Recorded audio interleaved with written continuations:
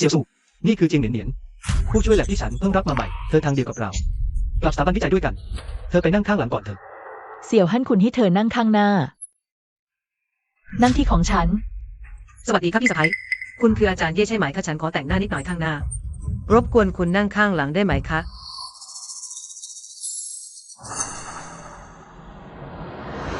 แต่งหน้าแค่ผู้ช่วยแต่งหน้าไปถึงตัวเจ้านายแล้ว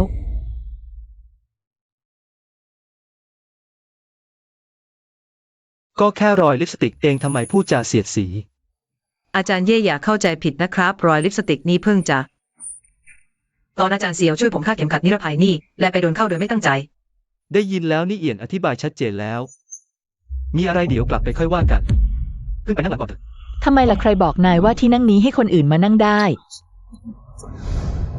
ตอนนี้ลงรถเดี๋ยวนี้เลย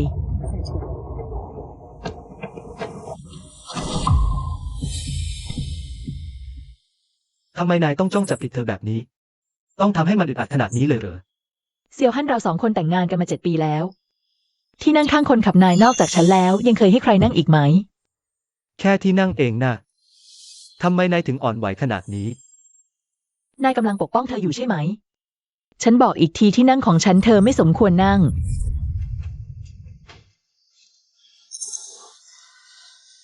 อย่าเถียงกันเพราะผมลงรถเดี๋ยวนี้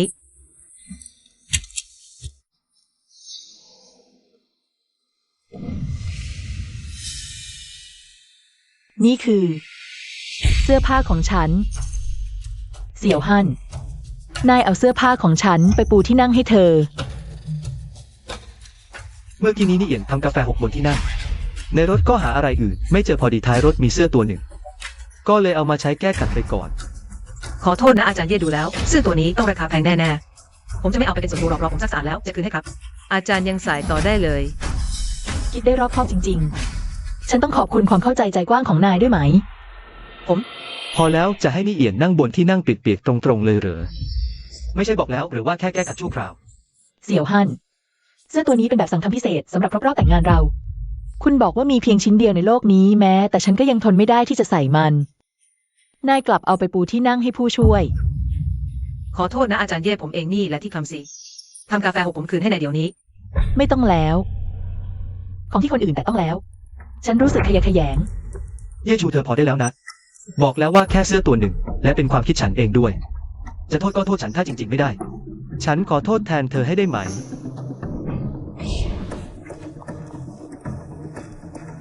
เธอมีสิทธิ์อะไรไปขอโทษแทนคนนอกโอเคแล้วเธออย่าโกรธแล้วได้ไหมขอโทษฉันขอโทษเธอพอแล้วนะเราไม่จำเป็นต้องเถียงกันเพราะเสื้อตัวหนึ่งหรอกช่วงเวลาที่เธอไม่อยู่เนี่ยนานๆเธอช่วยฉันได้มากเลยงานวิจัยจะก้าวหน้าได้ขนาดนี้ก็เพราะเธอทั้งนั้นนานๆเสื้อตัวนี้ไม่ต้องเอามาคืนแล้ว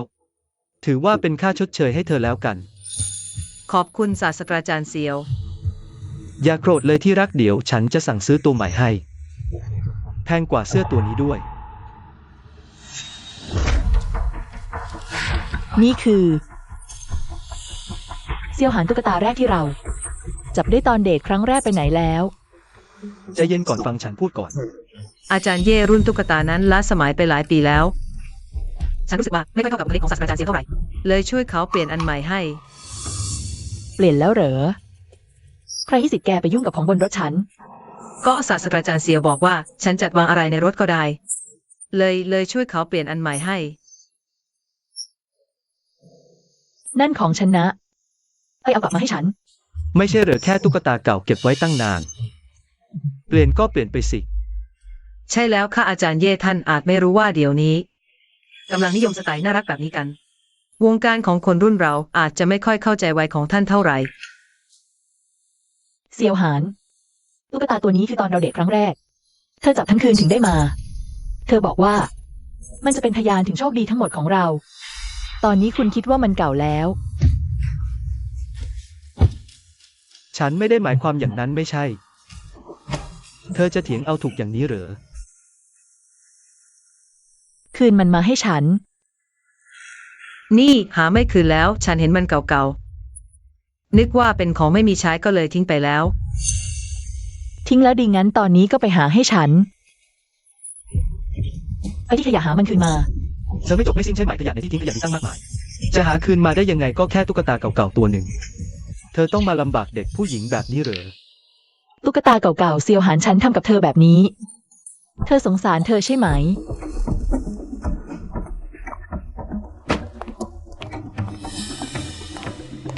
ทำอะไร ลงรถลงรถ เธอทำอะไร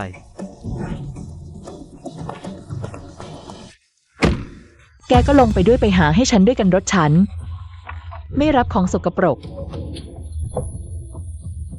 เยซูเธอใจเย็นๆหน่อย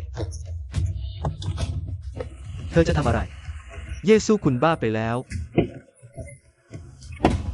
ศาสตราจารย์เซียวขอโทษนะ ผมไม่ได้ตั้งใจผมไม่รู้ตุ๊กตาตัวนั้นสำคัญกับเธอมากขนาดนี้ผมจะรีบไปหาทันที ไม่ต้องแล้วจริงเหนียนลืมบอกคุณไป คุณถูกถอดออกจากโครงการวิจัยแล้ว ไม่ต้องกลับมาที่สถาบันวิจัยอีกแล้ว นี่ เยซูเฮ้ยเยซู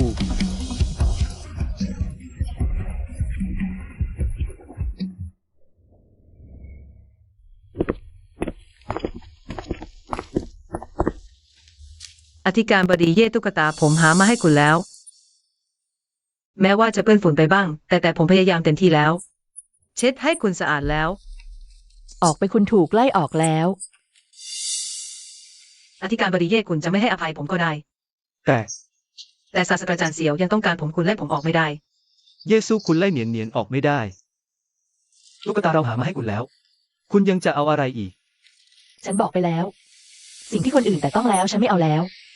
นั่นก็ไม่ใช่เหตุผลที่จะไล่เหนียนๆออกคุณรู้ดีอยู่ โครงการของผมกำลังอยู่ในช่วงที่สำคัญที่สุด เหนียนๆเป็นผู้ช่วยของเธอละเอียดรอบคอบ ช่วยผมได้มากมาย โครงการของผมขาดเธอไม่ได้ ขาดเธอไม่ได้เธอเป็นแค่ผู้ช่วยห้องแลบตัวเล็กๆ หรือว่าทั้งสองคนนี้ มีความสัมพันธ์นอกเหนือจากการทำงานด้วย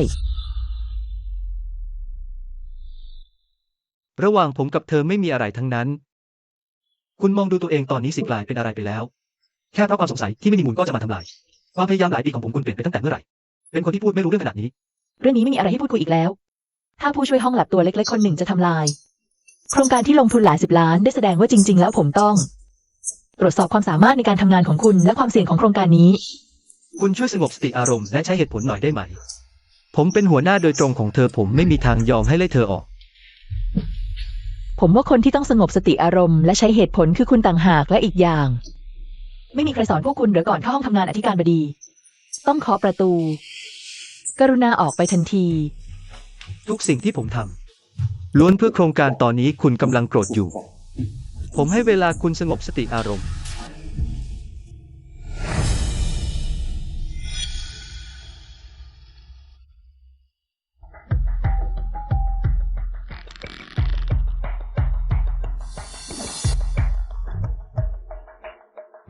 เซียวฮั่นอย่าให้ฉันผิดหวังนะ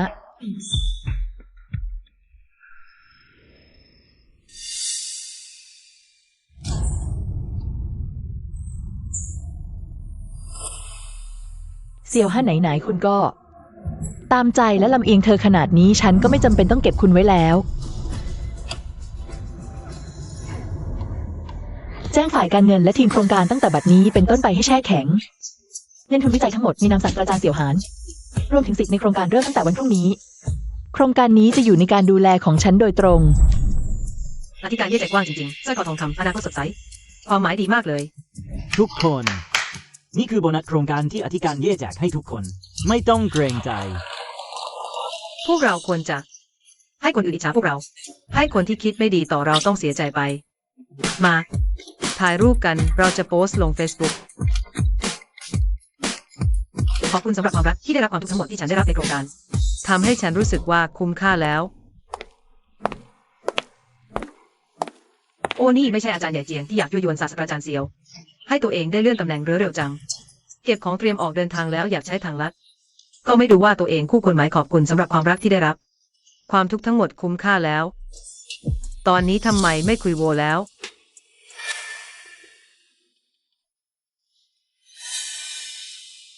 ใช่เยซูส่งพวกคุณมาใช่ไหมยังไง นอกจากจะใช้อำนาจกดขี่คนอื่นเธอยังทำอะไรได้อีก คุณพูดอะไรนะเธอก็แค่อิจฉาฉันที่อายุน้อยกว่า อิจฉาที่ศาสตราจารย์เซียวเชื่อใจฉัน ผู้หญิงแก่ที่แข็งกร้าวและล้าหลังแบบเธอศาสตราจารย์เซียวต้องทนไม่ไหวกับเธอแน่พวกคุณประจบสอพลอเธอไปทำไมรอให้เธอถูกทิ้งฉันต่างหากคือภรรยาของเซียวคนเดียวคุณฝันไปคุณน่ายังไม่คู่ควรจะพูดถึงอธิการเย่ของเรา พวกคุณทำอะไรฉันแค่อยากทำงานให้ดี อะไรนะ ไม่ใช่ฉันเธอเองต่างหากศาสตราจารย์เซียวอย่าโทษพวกเขา อาจจะเป็นเพราะฉันทำอะไรไม่ดีพอที่การเย่ถึง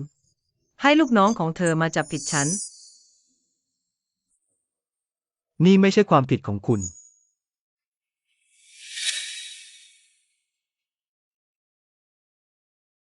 เสียวซูเธอเปลี่ยนไปได้ยังไง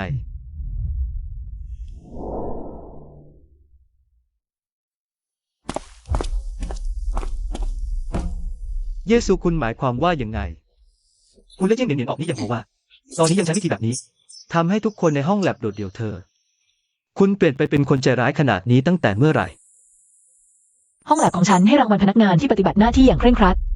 มีปัญหาอะไรไหม คุณไม่มีสิทธิ์ไล่เธอออก ยิ่งไม่มีสิทธิ์ยุยงให้คนอื่นรังแกเธอ ฉันไม่ได้ยุยงพวกเขาฉันก็ไม่เห็นมีปัญหาอะไร พวกเธอพูดถูกแล้ว คุณ เยซู ฉันเตือนคุณไว้ถ้ายังกล้ารังแกเนียนๆอีก ฉันจะหย่ากับคุณ ดีเลย เลิกโมโหใส่ฉันได้ไหม นี่คุณปั้นเอง แก้วคู่แรกของเรา คุณเคยบอกว่า จะดื่มชาเช้าด้วยกันไปตลอดชีวิต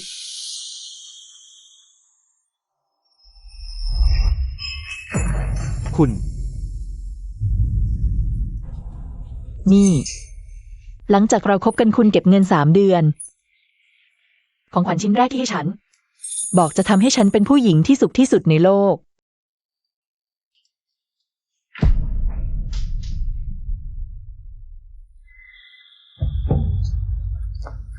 บอกจะดูแลท้องของฉันให้ดี ไปเรียนทำอาหารทุกจานที่ฉันชอบ ตำราอาหารเล่มนี้เขียนตั้งปีเต็ม คุณยังเก็บไว้ทุกอย่าง คุณ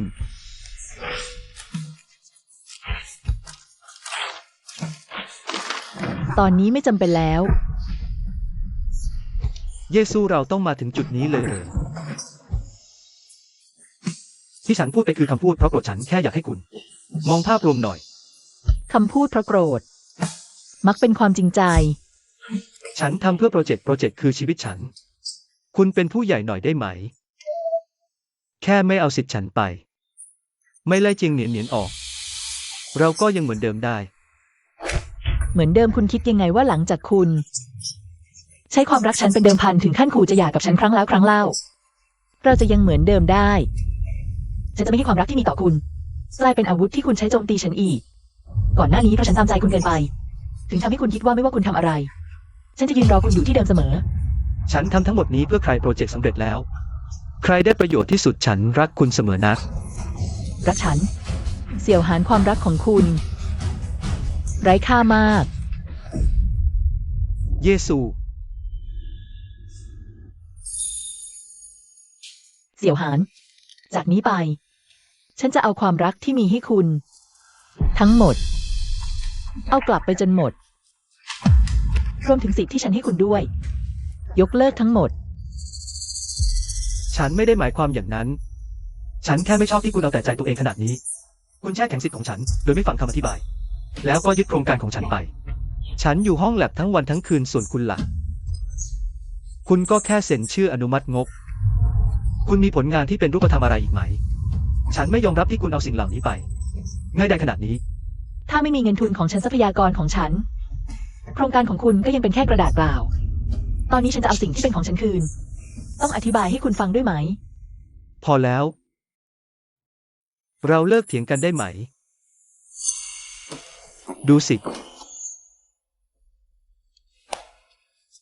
นี่สร้อยที่ฉันซื้อมาให้คุณ โดยเฉพาะชอบไหม เราคืนดีกันเถอะ หยุดสร้างปัญหาได้ไหม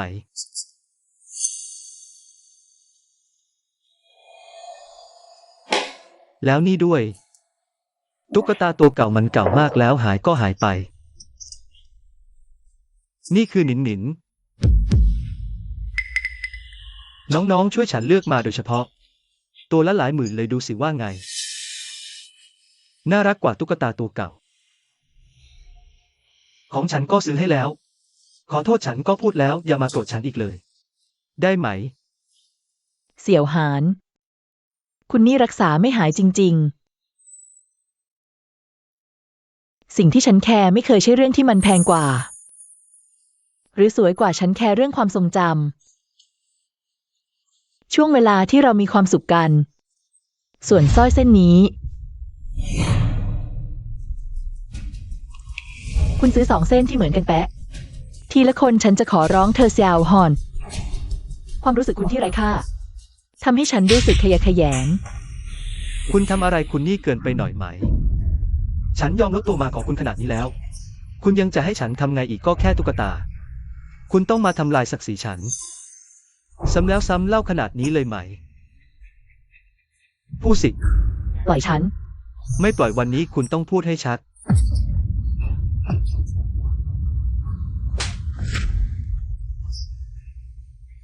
ออกไป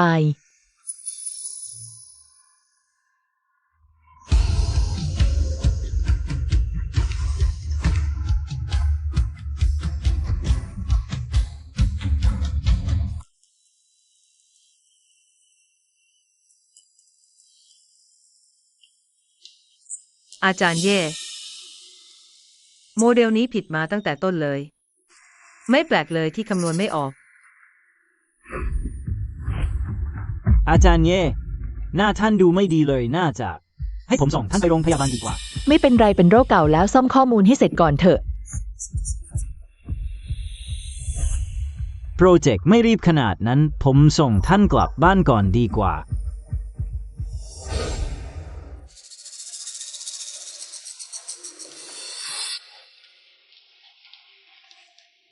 นี่มันอะไรกัน มีอะไรครับศาสตราจารย์เซียว อ้อ ลืมบัตรคีย์การ์ด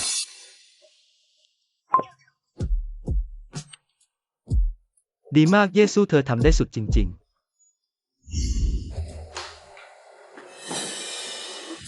เยซูไปไหนมา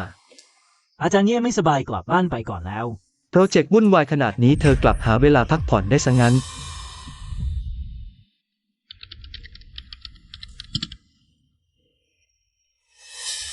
ข้อมูลหลักผิดพลาดร้ายแรงขนาดนี้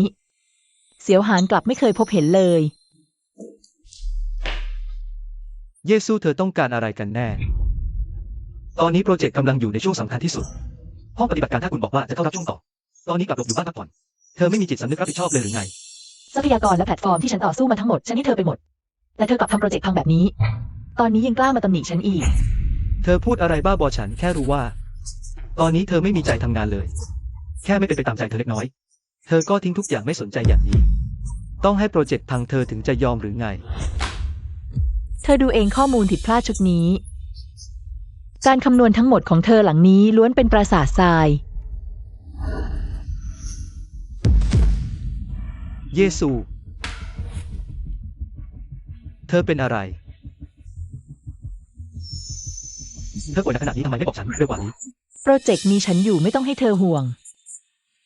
เธอหยุดด้วยได้ไหมฉันบอกเธอแล้วไม่ใช่หรือ อย่าไล่เจียงเหนียนออก ตอนนี้ดีแล้วเธอใช้วิธีนี้ขับไล่เธอไป โปรเจกต์วุ่นวายเธอก็ป่วยหนักขนาดนี้ ผลลัพธ์แบบนี้เธอพอใจแล้วหรือ เธอรู้ไหม เจียงเหนียนที่รอบคอบของเธอ แม้แต่ข้อผิดพลาดข้อมูลพื้นฐานยังตรวจไม่พบ เธอเป็นแค่มือใหม่ เธอหยุดจ้องจับผิดเธอได้ไหม ฉันก็ทำเพื่อสุขภาพเธอนะ เพื่อฉันด้วยเสียวหานวันนี้ฉันเพิ่งรู้ เธอนี่หน้าไว้หลังหลอกจริงๆล้มความตั้งใจนี้ไปเถอะ ฉันจะไม่ยอมมอบโปรเจกต์ให้พวกเธอแน่ พูดไม่รู้เรื่อง งั้นคุณก็พักรักษาตัวที่นี่ให้ดีๆ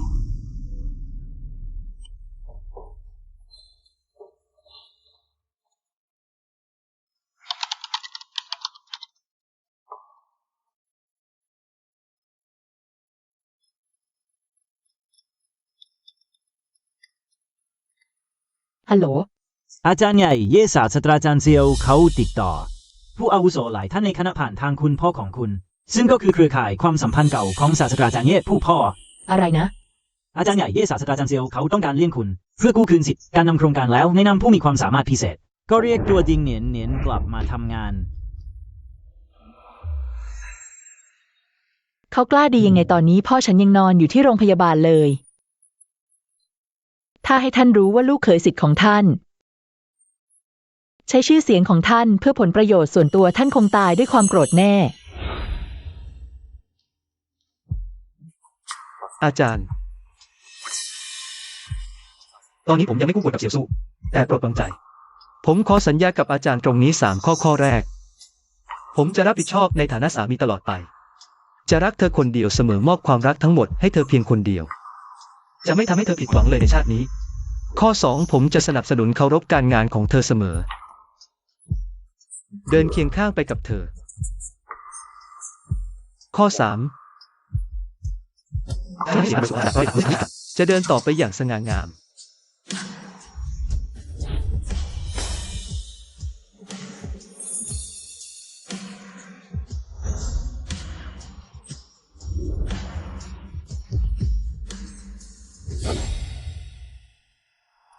ฉันค่อยๆยกเขาขึ้นสู่จุดสูงสุดสนับสนุนการงานของเขา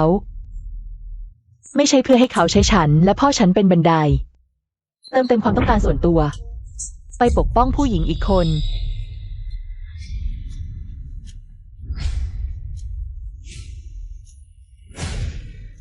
แจ้งกรรมการทุกคนประชุม ฉันจะทำให้เซียวฮั่นเสียชื่อเสียง ให้เขาถูกขับออกจากวงการวิชาการตลอดไป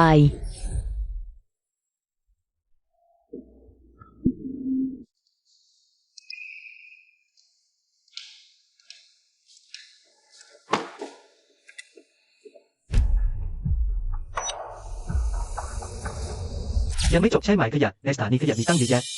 จะหาคืนมาได้ยังไงก็แค่ตุ๊กตาเก่าๆตัวหนึ่งเอง คุณต้องมาทำให้เด็กผู้หญิงลำบากใจแบบนี้เลยเหรอ ตุ๊กตาตัวนี้คือตอนเราเด็กครั้งแรก คุณจับทั้งคืนถึงได้มาคุณเคยบอกว่า มันจะเป็นพยานโชคดีทั้งหมดของเรา ตอนนี้คุณกลับรู้สึกว่ามันเก่าไปดูแล้วรำคาญตา ถ้าคุณกล้ารังแกเนียนๆอีกฉันจะอยากกับคุณ ได้ เซียวฮั่น จากนี้ไปความรักที่ฉันมีให้คุณ ทั้งหมดฉันจะเก็บคืนมาไม่เหลือสักนิด รวมถึงสิทธิ์ที่ฉันให้คุณด้วยหมดอายุพร้อมกัน ขยะก็ควรอยู่กับกองขยะ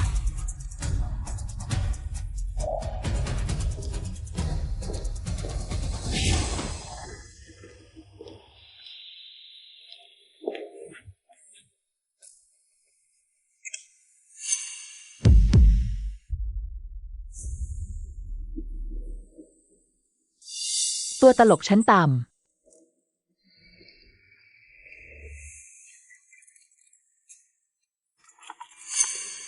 ฮัลโหลทนายดาม คุณเย่ตามคำสั่งสุดท้ายของคุณ แผนแบ่งทรัพย์สินก่อนอย่าดำเนินการเสร็จสิ้นแล้ว ทรัพย์สินทั้งหมดในนามเสี่ยวฮั่นที่คุณ และทรัพย์สินที่แปลงจากทรัพยากรของตระกูลเย่ได้ดำเนินการแยกและแช่แข็งแล้ว เอกสารทางกฎหมายที่เกี่ยวข้องเตรียมพร้อมแล้ว ดีมากเตรียมสัญญาให้พร้อมให้เขาลงนามอย่าตอนไหนก็ได้ หลังแถลงข่าวฉันไม่เพียงแต่จะให้เขาออกไปมือเปล่า ฉันยังจะให้เขาถูกขับออกจากแวดวงวิชาการอย่างสิ้นเชิง คุณพูดอะไรเมื่อกี้อย่าอะไรครับออกอะไร คุณอธิบายให้ชัดเจน ความหมายตามตัวอักษรคุณไม่เข้าใจหรือ คุณหยุดอารมณ์เสียได้ไหม คุณมีเหตุผลหน่อยได้ไหม ฉันยอมรับวิธีทำของฉัน อาจพิจารณาไม่รอบคอบ แต่ที่ฉันทำแบบนี้ไม่ใช่เพื่อแหลกทั้งหมดหรือ เพื่ออนาคตร่วมกันของเราหรือ ฉันกับคุณ ไม่มีอนาคตแล้ว คุณอย่าพูดคำโมโหแบบนี้ได้ไหม ความสัมพันธ์สามีภรรยาหลายปีของเรา จะเป็นไปได้อย่างไรที่จะปล่อยได้ง่ายๆ โปรเจกต์ใกล้จบแล้วหลังโปรเจกต์สำเร็จ ปัญหาทั้งหมดของฉันจะได้รับการแก้ไข เชื่อฉัน เราจะดีขึ้นเรื่อยๆ คุณพูดถูก ให้ความสำคัญกับโปรเจกต์ตั้งแต่คุณพูดซ้ำๆว่าคำนึงถึงสถาบันวิจัยก็ทำตามกฎระเบียบ การจ้างกลับของจองเนียนยังต้องผ่านกระบวนการทางการของสถาบันวิจัย เปิดรับการสอบถามจากกรรมการทุกคน นี่คือสัญญาจ้างกลับบุคคลพิเศษลงนามมัน การจ้างกลับจองนีอันงานถึงจะถือว่าถูกต้องตามระเบียบ มิฉะนั้นฉันมีสิทธิ์อ้างเหตุผลกระบวนการไม่ถูกต้องไล่เธอออกทันที เมื่อไหร่ที่คุณคิดได้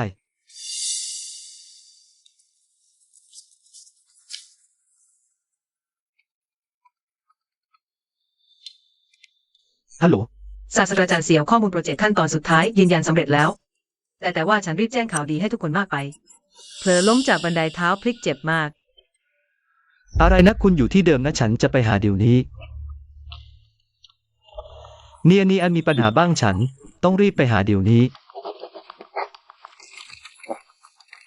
โปรเจกต์สำเร็จแล้วคุณรอฉันกลับมา เรื่องก่อนหน้านี้ของเราค่อยว่ากันทีหลัง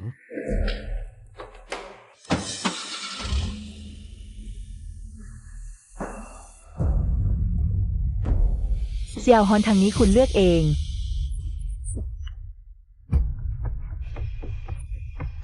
ฉันไม่เพียงแต่จะให้คุณออกจากสถาบันวิจัยฉันยังจะให้คุณ หายไปจากชีวิตฉันอย่างสิ้นเชิง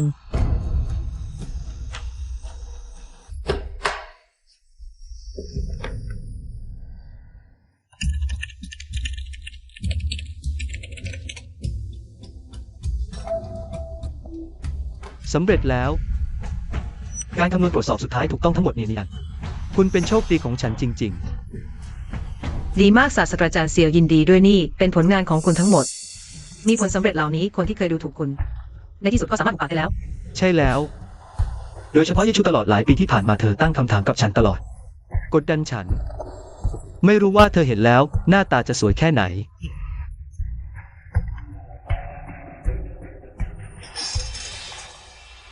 ศาสตราจารย์เสี่ยวก่อนหน้านี้ฉันโพสต์เกี่ยวกับความสำเร็จโครงการของคุณ ตอนนี้ทั้งเน็ตพูดถึงคุณมีคนบอกว่า จะมาลงทุนรวมกับคุณรีบดูมือถือสิ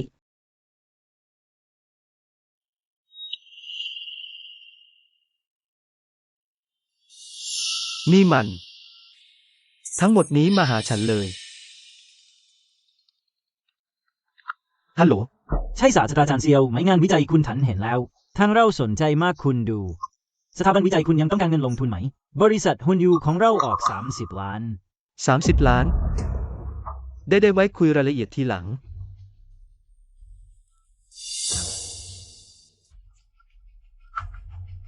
ฮัลโหล สวัสดีศาสตราจารย์ซิวาเซียไม่รู้ว่าตอนนี้งานวิจัยคุณจด10 บาทยังทางเรายินดีจ่าย100 ล้านซื้อสิทธิ์การใช้10 บาทไม่รู้ว่าคุณคิด ราคานี้เป็นไง 100 ล้าน เต็ม100 ล้านเลยศาสตราจารย์เสี่ยวรีบตอบ ได้ไว้ฉันเพิ่มติดต่อคุณคุยรายละเอียดทีหลัง 100 ล้านเลย ฮัลโหล ศาสตราจารย์เซียว ฉันรู้ว่าคุณมาทำไมเสนอทำมาเลย ทางเราสนใจลงทุน3 ล้าน ขอโทษไม่ต้องพูดอีกแล้ว ตอนนี้โปรเจกต์นี้ฉันมีนักลงทุนเยอะ3 ล้าน ขอโทษฉันไม่สนใจคุณไปหาคนอื่นเถอะ ดีมากศาสตราจารย์เสี่ยวเต็ม100 ล้านคุณเก่งสุด ตลอดหลายปีที่ผ่านมาทุกโปรเจกต์ที่สำเร็จเยชูเหมือนแม่ยายมาคอยจับจ้องอยู่ข้างๆ ชอบเข้ามาแทรกแซงเหมือนบอกว่าถ้าฉันทำคนเดียว ไม่มีทางทำวิจัยสำเร็จ ตอนนี้ล่ะ ไม่มีเธอ งานวิจัยฉันก็สำเร็จ ฉันก็ได้เงินลงทุนเป็น100 ล้าน ๆศาสตราจารย์เสี่ยวคุณว่าถ้าอธิการเย่รู้แล้ว หน้าตาจะเป็นยังไง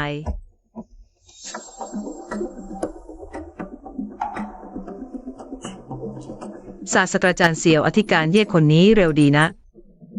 รีบจัดงานแถลงผลสำเร็จขนาดนี้ ชอบแย่งซีนจริง ยังนับว่าเป็นเสี่ยวชู รู้ทันรู้คุณค่าของงานวิจัยฉัน ถึงได้นึกออกสักทีว่าควรจะเอาใจใคร ๆ อาจารย์เสี่ยวคุณว่าการแถลงข่าวครั้งนี้เราควรไป หรือไม่ไปดีล่ะ ไปสิต้องไปแน่นอนแล้ว ก็ต้องพิมพ์สัญญาการลงทุน ทั้งหมดที่เพิ่งคุยกันออกมาเอาไปด้วย ให้เธอได้เห็นกับตาว่า ถ้าไม่มีเธองานวิจัยฉันสำเร็จแค่ไหน โอเค อธิการเย่เพิ่งได้ข่าวมาโครงการของอาจารย์เซียวคำนวณยืนยันผลสำเร็จแล้ว สำเร็จแล้วเหรอ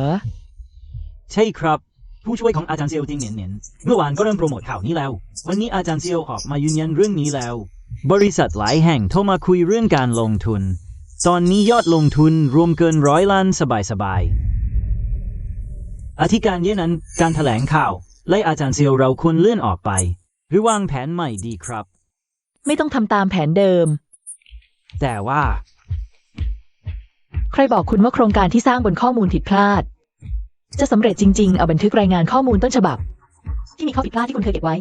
พร้อมกับข้อมูลการคำนวณสุดท้ายของเซียวหาน ส่งไปให้ผู้เชี่ยวชาญชั้นนำของสถาบันวิจัย ให้พวกเขาตรวจสอบด่วน คุณหมายความว่า ฉันไม่เพียงแต่จะให้เขาสูญเสียชื่อเสียง ฉันยังจะให้เขาล้มเจ็บหนักที่สุดตอนที่เขาหยิ่งพยองที่สุด แถลงข่าวดำเนินการตามปกติ ครับ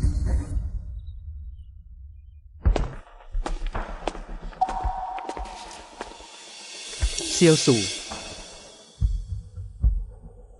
ไม่เลวนะการจัดแถลงข่าวครั้งนี้ดีมากหรูหราพอตัว ถ้าคุณทำแบบนี้แต่แรก เราจะถึงขั้นทะเลาะกันหรือเปล่า คุณมาซะจริงด้วย แล้วฉันไม่ควรมาหรือไง ฉันต่างหากที่เป็นตัวเอกของงานแถลงข่าวนี้ อธิการเย่ความสำเร็จของอาจารย์เซียว ในวันนี้คุณไม่น่าไม่รู้ใช่ไหม ลงทุนกันมากมายจนเกิน100 ล้านแล้ว คุณยังทำท่าแบบนี้กับอาจารย์เซียวไม่เหมาะสมนะ ฉันทำท่าแบบไหนไม่ใช่เรื่องของคุณ คุณ พอเธอเซียวซูอย่าทำเป็นวางท่า ฉันรู้คุณคิดว่า ฉันสนใจแต่เหนียนเด็กฝึกงานจนทิ้งคุณให้เหงา คุณโกรธก็ใช่เรื่อง แต่ดูสิคุณจัดงานแถลงข่าวนี้ ฉันไม่อยากให้คุณเสียหน้าก็ยังมาให้เห็นไง ใจฉันมีคุณนะคุณลดนิสัยเจ้าหญิงลงหน่อย เราก็คงไม่มาถึงจุดนี้ โกรธ เซียวฮอนคุณคิดว่าตัวเองดีเกินไปแล้ว แต่มีอย่างหนึ่งที่คุณพูดถูกการแถลงข่าวครั้งนี้จัดขึ้นเพื่อคุณจริงๆ ถ้าไม่มีคุณก็ขาดบรรยากาศไปหน่อย นี่แหละถูกต้องแค่คุณประกาศในการแถลงข่าว คืนตำแหน่งหัวหน้าของฉัน เราสองคนก็ยังเหมือนเดิม เซียวฮอน คุณคิดยังไงว่าหลังจากทำเรื่องแบบนี้แล้ว เราจะกลับไปเหมือนเดิมได้ ทุกอย่างที่ฉันทำคือโครงการวิจัย งานวิจัยดูแค่ผลลัพธ์ตอนนี้ผลออกมาแล้ว เนียนก็ช่วยพิสูจน์ สายตาและการเลือกของฉันถูกต้องหมด อาจารย์เย่ถึงเวลาแล้ว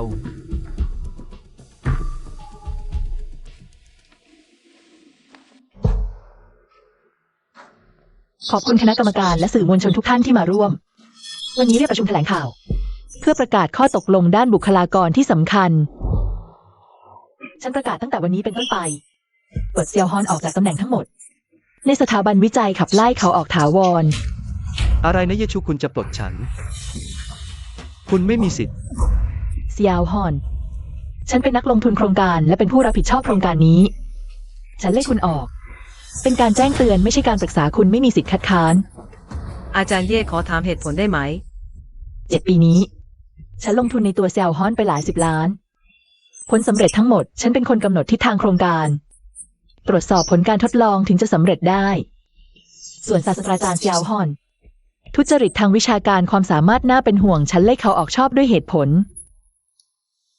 คุณพูดไร้สาระ เห็นไหม นี่คือโครงการวิจัยที่ฉันเป็นผู้นำ มีผลการทดลองแล้วจะยื่นขอสิทธิ์บัตรได้ทันที และนี่ด้วยดูสิว่าคืออะไร นี่คือสัญญามูลค่า30 ล้าน นี่คือสัญญาซื้อสิทธิ์บัตรมูลค่า 1,000 ล้าน หลังจากโครงการฉันสำเร็จ สัญญาลงทุนที่มาหาฉันต้องเข้าแถวรอและโครงการต่ำกว่าล้านฉันมองไม่แม้แต่จะสนใจ แม้แต่จะเซ็นอันไหนดีฉันยังไม่รู้เลย แล้วไง ฉันจึงมีความสามารถมากกว่านักลงทุนอย่างคุณ เพียงเพราะฉันดีกับผู้ช่วยมือดีของฉันนิดหน่อย คุณก็แต่งเหตุผลแบบนี้อยากไล่ฉันออกปลดฉัน ฉันว่าคนที่ควรโดนไล่ออกนั่นคือคุณต่างหาก อาจารย์เย่โครงการของศาสตราจารย์เซียวเพิ่งประสบความสำเร็จอย่างยิ่งใหญ่ และสมาชิกหลักของสถาบันวิจัยในเวลานี้ จะส่งผลต่อชื่อเสียงทางวิชาการ และการพัฒนาต่อไปของสถาบันหรือไม่ มีข่าวลือว่าคุณต้องการแย่งสิทธิ์ในการควบคุมโครงการ นี่เป็นเรื่องจริงหรือไม่ พูดสิ เป็นไง เป็นไปแล้วหรือ สำหรับโครงการที่ไม่มีทางสำเร็จ ฉันไม่มีอะไรจะพูด เยซูตอนนี้แล้วยังจะดื้ออีก ยังพูดจะไล่ฉันออก ท่านผู้มีเกียรติทั้งหลายฉันต่างหากที่มุ่งเน้นการวิจัย เป็นคนที่สร้างผลงานให้สถาบันจริงๆ ส่วนคุณแค่เพราะความขัดแย้งส่วนตัวเล็กๆน้อยๆ ก็ใช้อำนาจในทางที่ผิดไล่นักวิจัยหลักออกคุณ ต่างหากที่เป็นผู้ประพฤติผิดทางวิชาการจิตใจต่ำทราม อาจารย์เย่คุณมีอะไรจะพูดต่อข้อกล่าวหาของศาสตราจารย์เซียวไหม อาจารย์เย่กรุณาตอบคำถามทันที อธิการเย่ศาสตราจารย์เซียวเสนอผลงานที่เป็นรูปธรรมจริงๆ เรื่องการปลดหนี้ฉันว่าคงเป็นความเข้าใจผิด ไม่นั้นค่อยว่ากันทีหลังเราปรึกษากันก่อนแล้วค่อยตัดสินใจ ดูเหมือนว่าคณะกรรมการทุกท่านต่างก็เข้าใจเหตุผลดี ก็ไม่ต้องให้ฉันมาอธิบายให้ฟังอีกแล้ว อธิการเย่ไม่งั้นวันนี้เราค่อย ฉันสามารถจัดแถลงข่าววันนี้ได้ก็หมายความว่าเรื่องนี้ ไม่มีทางกลับไปแก้ไขอะไรได้แล้ว เสี่ยวฮั่นฉันบอกอีกครั้งโครงการของคุณไม่มีทางสำเร็จ และคุณก็เป็นแค่พนักงานคนหนึ่งในสถาบันวิจัยของฉัน การไล่คุณออกเป็นการแจ้งให้ทราบไม่ใช่การปรึกษาหารือ ดี เยซู เมื่อคุณพูดถึงสถาบันวิจัยซ้ำแล้วซ้ำเล่างั้นเราก็ทำตามกฎของสถาบันวิจัยเลย การแต่งตั้งหรือปลดบุคคลสำคัญต้องผ่านการลงคะแนนเสียง ของคณะกรรมการทั้งหมด เสี่ยวฮั่นคุณนี่ไม่เห็นโลงศพไม่หลั่งน้ำตาเลย ยังไม่ยอมแพ้อีกเหรอ ได้ ฉันจะทำให้คุณสมใจ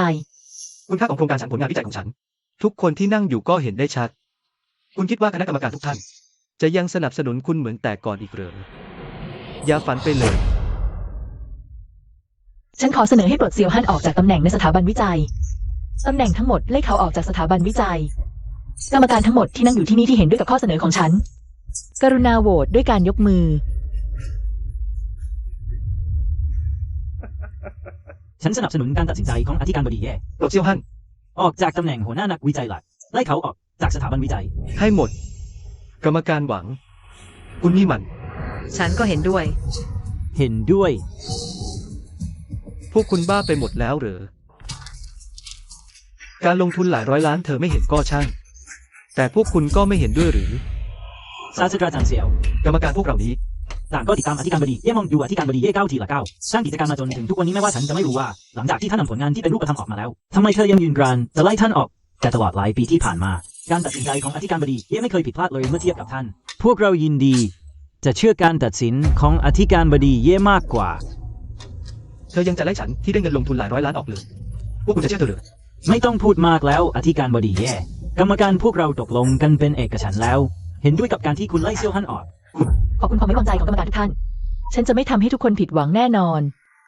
เซี่ยวฮั่นตอนนี้คุณกับสถาบันวิจัยไม่เกี่ยวข้องกันแล้ว ฉันให้เวลาคุณ1 นาทีจากงานแถลงข่าวของฉัน สถาบันวิจัยของฉันหนีออกไปให้เร็วที่สุด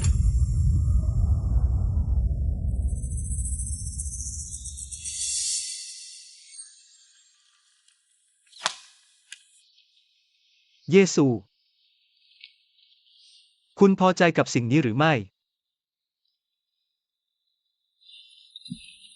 ฉันก็แค่ไม่ได้ทำตามใจคุณ ไม่ได้ไล่นี่เอียนออกไม่ได้ให้คุณเข้ามายุ่ง เรื่องงานของสถาบันวิจัยใช่ไหมคุณก็ใช้อำนาจในตำแหน่งของคุณ ประสบการณ์ของคุณบีบบังคับให้คณะกรรมการนี้มาลงมติให้ฉันออก คุณไม่คิดว่าตัวเองน่าขำเหรอ อธิการบดีเย่คุณจะตอบโต้เรื่องนี้อย่างไร ในช่วงเวลานี้ยังยืนกรานไล่ศาสตราจารย์เซียวออก เป็นเพราะอิจฉาและกีดกันคนเก่งหรือไม่คุณเอาอารมณ์ส่วนตัวมาไว้เหนือ การพัฒนาของสถาบันวิจัยนำทีมงานมากีดกัน ศาสตราจารย์เซียวและผู้ช่วยเจียนการสูญเสียศาสตราจารย์เซียวหัวหน้านักวิจัยหลักระดับนี้ ความรับผิดชอบนี้คุณจะรับไหวหรือไม่ เยซู คำถามเหล่านี้คุณกล้าตอบไหม ฉันต่างหากที่เป็นคนทำให้สถาบันวิจัยได้เงินลงทุนหลายร้อยล้าน คุณเชื่อไหมแค่ฉันเดินออกไป ภายในไม่กี่นาทีฉันก็สามารถตั้งสถาบันวิจัยใหม่ได้ รอให้ฉันได้เงินลงทุนมาฉันจะซื้อมัน ส่งรายงานวิจัยสถาบันคุณเป็นร้อยครั้ง คุณคิดว่าการไล่ฉันออกจะทำลายอาชีพฉันได้งั้นเหรอ ฉันบอกคุณเลยคุณฝันไปเถอะ ศาสตราจารย์เซียวเธอใจร้ายขนาดนี้แล้ว จะมีอะไรให้พูดกับเธออีก โครงการเรามีค่าขนาดนี้ รอให้เงินทุนมาถึงทั้งสถาบันวิจัย ไม่ใช่คุณเป็นคนตัดสินใจทั้งหมดหรอกเหรอ ถึงตอนนั้นฉันจะดูว่าเธอยังจะยิงได้อีกไหม เยซู ฉันให้โอกาสคุณครั้งสุดท้าย แค่คุณออกหน้ากล้อง ขอโทษสำหรับความหยาบคายเมื่อกี้ฉันจะยกโทษให้ ไม่งั้นรอให้ฉันซื้อสถาบันวิจัยคุณ สิ่งแรกที่ฉันจะทำคือลบชื่อคุณเยซู ออกไปให้หมด เสี่ยวฮั่นถ้าไม่มีฉัน ตอนนี้คุณก็แค่พนักงานเล็กๆ ไม่มีชื่อเสียง แค่คุณคนเดียวยังอยากลบชื่อฉันออก คุณดูถูกตัวเองไปหน่อยแล้ว เยซูคุณยังคิดว่าฉันเป็นเหมือนเมื่อก่อน ลูกเขยเย่ที่ไร้ความสามารถถูกคุณดูหมิ่นตลอด ถูกคุณด่าทอฉันบอกคุณเลย ไม่มีคุณฉันก็สำเร็จได้ คุณแค่ไม่ยอมรับว่าฉันเก่งกว่าคุณมีความสามารถกว่าคุณ คุณไม่สมควรให้ฉันเข้าสู่ตระกูลเลยและตระกูลเย่ของคุณ ก็แค่ก้าวแรกของฉันเท่านั้น พอแล้ว ตระกูลเย่พ่อฉันสร้างขึ้นมาด้วยมือเปล่า หลายปีนี้เขาช่วยคุณมากแค่ไหน คุณรู้ดีคุณไม่สมควร และไม่มีสิทธิ์พูดร้ายตระกูลเย่แม้แต่คำเดียว ไล่เขาออกไปทันทีเลย คุณ ฉันดูว่าใครกล้าแต่ฉัน ท่านอธิการเย่คุณก็ไม่ต้องรีบไล่คุณไป ความสำเร็จของศาสตราจารย์เสียวในวันนี้ ถูกคุณดูหมิ่นทำร้ายจิตใจแบบนี้ เขายังยอมมาร่วมแถลงข่าวคุณ ถือว่าให้เกียรติสุดๆแล้ว เนียนเนียนพูดถูก เยซูดูในฐานะที่ตระกูลเย่กับฉัน มีสัมพันธ์กันมา7 ปี ก่อนจากกันฉันให้โอกาสคุณครั้งสุดท้าย ศาสตราจารย์เสียว เนียนเนียนคุณอย่าลืมคนที่เธอดูหมิ่นมาตลอด นอกจากคุณแล้วยังมีฉัน คุณวางใจเถอะฉันจะทวงความยุติธรรมนี้คืนให้คุณแน่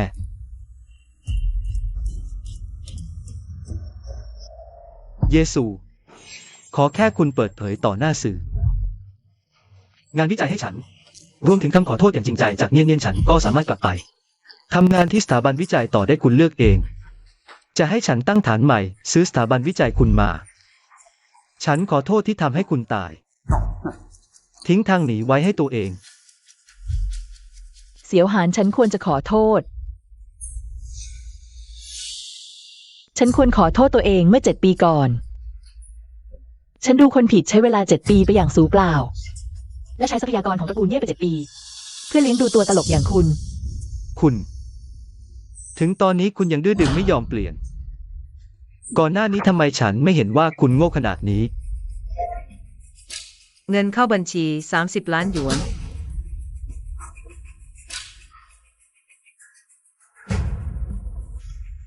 ดูให้ดีนี่คือเงินลงทุนส่วนหนึ่ง เงิน30 ล้านจากสัญญาถูกโอนเข้าบัญชีฉันแล้ว รอให้ผลงานวิจัยของศาสตราจารย์เสียวประกาศออกมาเงินที่ได้ เพียงพอจะซื้อสถาบันวิจัยเป็น10 แห่ง ถึงตอนนั้นพวกที่เลือกข้างผิด อย่าร้องไห้และคุกเข่าลงและบอกว่าคุณเสียใจ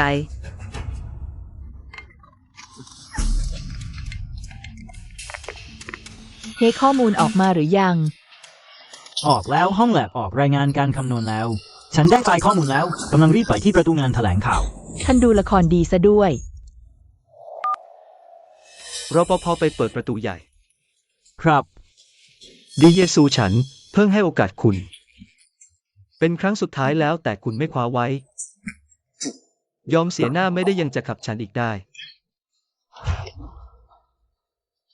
นี่คุณเลือกทางเอง อย่าเสียใจ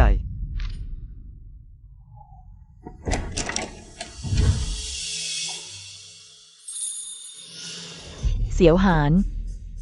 ความฝันรุ่งเรืองของคุณควรตื่นแล้ว ประธานเย่นี่คือรายงานการคำนวณ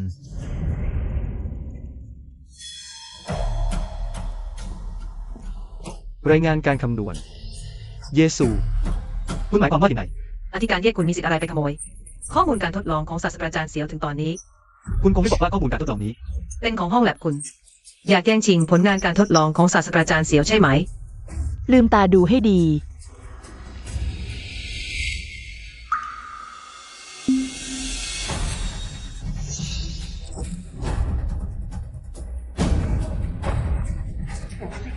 ปลอมโกหก5 ปีโกหกฉัน5 ปีโกหกจริง เสียวหาน นี่คือผลงานวิจัยที่คุณ ตั้งแต่แรกข้อมูลก็ผิดอยู่แล้ว เป็นไปไม่ได้ที่จะสำเร็จ ๆศาสตราจารย์เสียวรายงานการตรวจสอบมันผิดจริงเหรอข้อมูลของคุณผิดพลาดจริงหรือถ้างานวิจัยไม่สำเร็จ ชื่อเสียงคุณจะพังทลายคุณยอมรับผลนี้ได้ไหม เป็นไปไม่ได้ เยชู คุณแน่นอนที่ปลอมแปลงมัน ผลการทดลองฉันตรวจสอบซ้ำแล้วทั้งหมด มันไม่มีทางผิดพลาดได้ นี่คือรายงานการตรวจสอบจากสถาบันวิจัยชั้นนำของประเทศ คุณดูเองให้ดี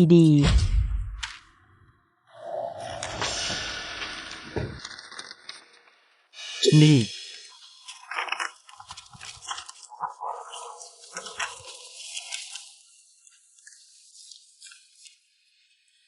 ฮัลโหลประธานหวัง คุณคนโกหกกล้าทำวิจัยปลอมฉันจะถอนเงินทุน ถอนทุน ทำไมล่ะเราไม่ตกลงกันไว้ก่อนแล้วเหรอ อย่าพูดอีก ฉัน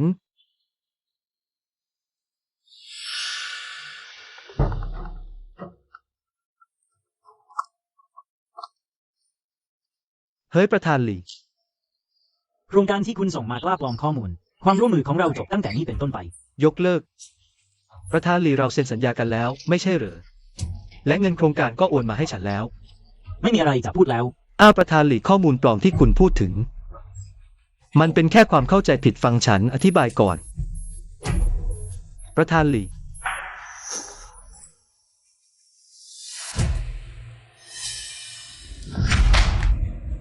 ทำไมไม่ฟังฉันอธิบายเลย ฉันบอกแล้วว่าการปลอมข้อมูลฉันไม่รู้ ฉันก็ไม่รู้เหมือนกันว่าทำไมข้อมูลโครงการถึงผิด คุณไม่รู้สาเหตุจริง ๆ เหรอ เสี่ยวหาน คุณจำได้ไหมตอนฉันป่วยฉันบอกคุณว่าอะไร ตอนคุณป่วย มีฉันดูแลโครงการคุณไม่ต้องกังวล คุณเลิกเอาแต่ใจได้ไหมฉันบอกคุณแต่แรกแล้ว อย่าไล่เจียงเหนียนออก ตอนนี้ดีแล้วคุณไล่เธอออกด้วยวิธีนี้ โครงการยุ่งเหยิงคุณก็ป่วยเป็นแบบนี้ ผลลัพธ์นี้คุณพอใจแล้วเหรอ คุณรู้ไหม เจียงเหนียนที่รอบคอบของคุณ แม้แต่ข้อผิดพลาดข้อมูลพื้นฐานก็ตรวจไม่เจอ เธอเป็นแค่มือใหม่ คุณเลิกจ้องจับผิดเธอได้ไหม ฉันก็ทำเพื่อสุขภาพคุณนะ เพื่อฉันเหรอเสี่ยวหานวันนี้ฉันถึงรู้ คุณนี่มันหน้าไว้หลังหลอก คุณเลิกคิดฝันเถอะ ฉันจะไม่มอบโครงการให้พวกคุณแน่นอน ไม่มีเหตุผล งั้นคุณก็พักรักษาตัวที่นี่ให้ดีๆ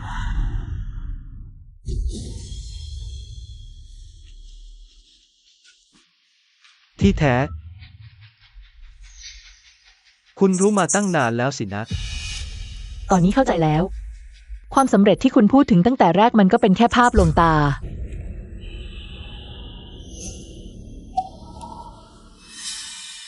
เยชูทำไมคุณมองดูฉันทำผิดก้าวเดียว ก็พลอยผิดไปทั้งทาง คุณรู้ดีอยู่แล้วตั้งนานว่าข้อมูลมีปัญหา ทำไมคุณยังมองดูฉันราวกับคนโง่เขลาทุ่มเทแรงกายแรงใจทั้งหมดก้าวมาถึงวันนี้ทีละขั้น หรือว่าคุณแค่อยากมองดูฉันในช่วงเวลาที่รุ่งโรจน์ที่สุด แล้วแทงข้างหลังฉันงั้นเหรอ ความสัมพันธ์7 ปีของเรานะ คุณใจร้ายได้ยังไงกัน ฉันเตือนคุณไปตั้งนานแล้ว และให้โอกาสคุณหลายครั้งแล้ว แต่ว่าคุณหญิงพยองและมองไม่เห็น เพื่อปกป้องเจียงเหนียนและเพื่อพิสูจน์ว่าตัวเองถูกคุณเองก็เซ็นชื่อในรายงานที่มีปัญหานั่นตัวคุณเองต่างหากทำลายผลงานตัวเองด้วยมือตัวเอง ผลสุดท้ายวันนี้ของคุณ สมน้ำหน้าแล้ว ฉัน ข่าวล่าสุดในเน็ตผู้เชี่ยวชาญหลายท่านออกมาแสดงความเห็นพร้อมกัน เกี่ยวกับการวิเคราะห์ข้อมูลต่างเห็นตรงกันว่า ข้อมูลหลักมีข้อผิดพลาดมหาศาลข้อสรุปใช้ไม่ได้ เว็บไซต์ตรวจสอบวิชาการปลอมได้จัดให้กรณีของเสี่ยวหานเป็นกรณีตัวอย่าง ชื่อเสียงทางวิชาการเขาพังหมดแล้วศาสตราจารย์เซียว คุณมีความคิดเห็นอย่างไรบ้าง ฉันนึกออกแล้ว เหนียน ข้อมูลชุดนี้คุณเป็นคนคำนวณเสร็จแล้วส่งให้ฉัน ไม่ใช่ฉันผิดคุณต่างหากที่คำนวณผิด คุณทำฉันตายแน่ ไม่ได้ ฉันทำให้เยชูขุนเคือง จะให้เสี่ยวหานเกลียดฉันอีกไม่ได้แล้ว ไม่อย่างนั้นแวดวงนี้ฉันคงอยู่ไม่ได้จริงๆ ศาสตราจารย์เซียวฉันไม่ได้ตั้งใจ ศาสตราจารย์เซียวฉันเป็นแค่เด็กฝึกงานประสบการณ์อย่างน้อย ฉันคิดว่าข้อมูลนี้ถูกต้อง ฉันแค่อยากช่วยคุณมากเกินไปเห็นคุณทำงานโปรเจกต์นี้ อดนอนทุกคืนอธิการบดีเย่ยังคอยกดดันคุณ ตั้งคำถามคุณ ฉันขอโทษศาสตราจารย์เซียวฉันไม่ได้ตั้งใจ ฉันพูดเอง ฉันใจร้อนเอง ขอโทษนะฉันทำให้คุณต้องลำบาก อาจารย์เย่ทุกอย่างเป็นความผิดของฉันทำให้อาจารย์เซียวต้องลำบาก ฉันขอร้องอย่าไล่อาจารย์เซียวนะ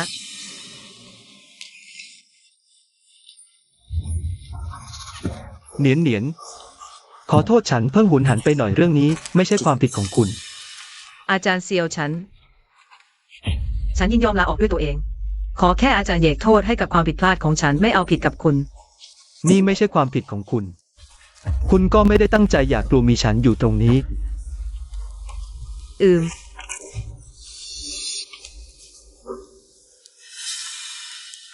เสี่ยวสู้เรื่องเมื่อกี้ ฉันผิดเอง แต่คุณก็เห็นแล้วข้อมูลผิดพลาด ไม่ใช่ความผิดของฉันมัน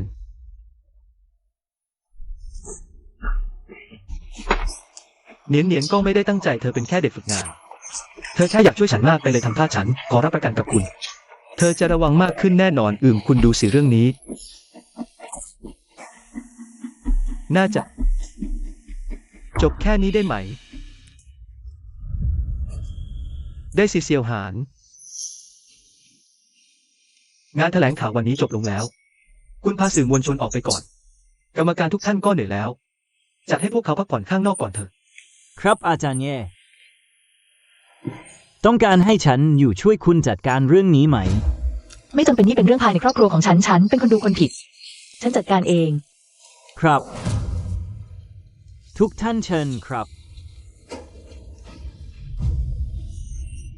เซียวสู้ฉันเพิ่งทำกับคุณแบบนั้น คุณยังยอมให้โอกาสฉันอีกครั้ง ฉันรู้อยู่แล้วความสัมพันธ์7 ปีของเราไม่ใช่เรื่องโกหกแน่นอน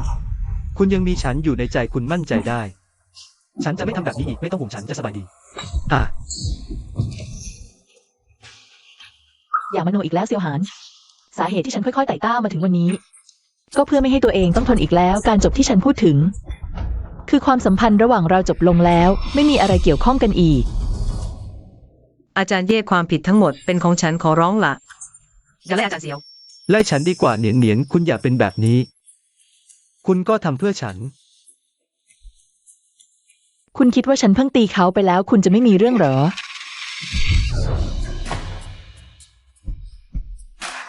เยซูคุณกล้าตีฉัน ใช่คุณตีฉันลืมมันไปฉันขอโทษ แต่เนียนไม่ได้ทำอะไรผิดกับคุณเลย คุณจะมีความคิดมีเหตุผลสักครั้งได้ไหม อย่าอารมณ์เสียฟุ่มเฟือย ฉันควรจะตบพวกคุณทุกคนไปนานแล้ว ตอนนี้ฉันตกก็ตกไปแล้ว ยังต้องเลือกเวลาเลือกสถานที่อีกเหรอ คุณเสี่ยวหาน ฉันจะพูดอีกครั้ง คุณควรพาจิงเหนียนออกไปให้พ้นสายตาฉันถ้ามีครั้งที่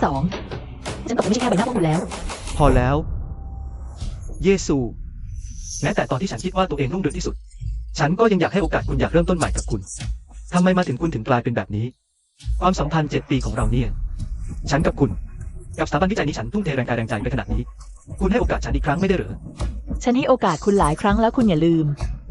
คุณต่างหากที่ค่อยๆ ตามใจจิงเหนียนจนมาถึงวันนี้ คุณต่างหากที่เลือกผิดทุกทางฆ่าตัวตายด้วยตัวเอง เสี่ยวสู้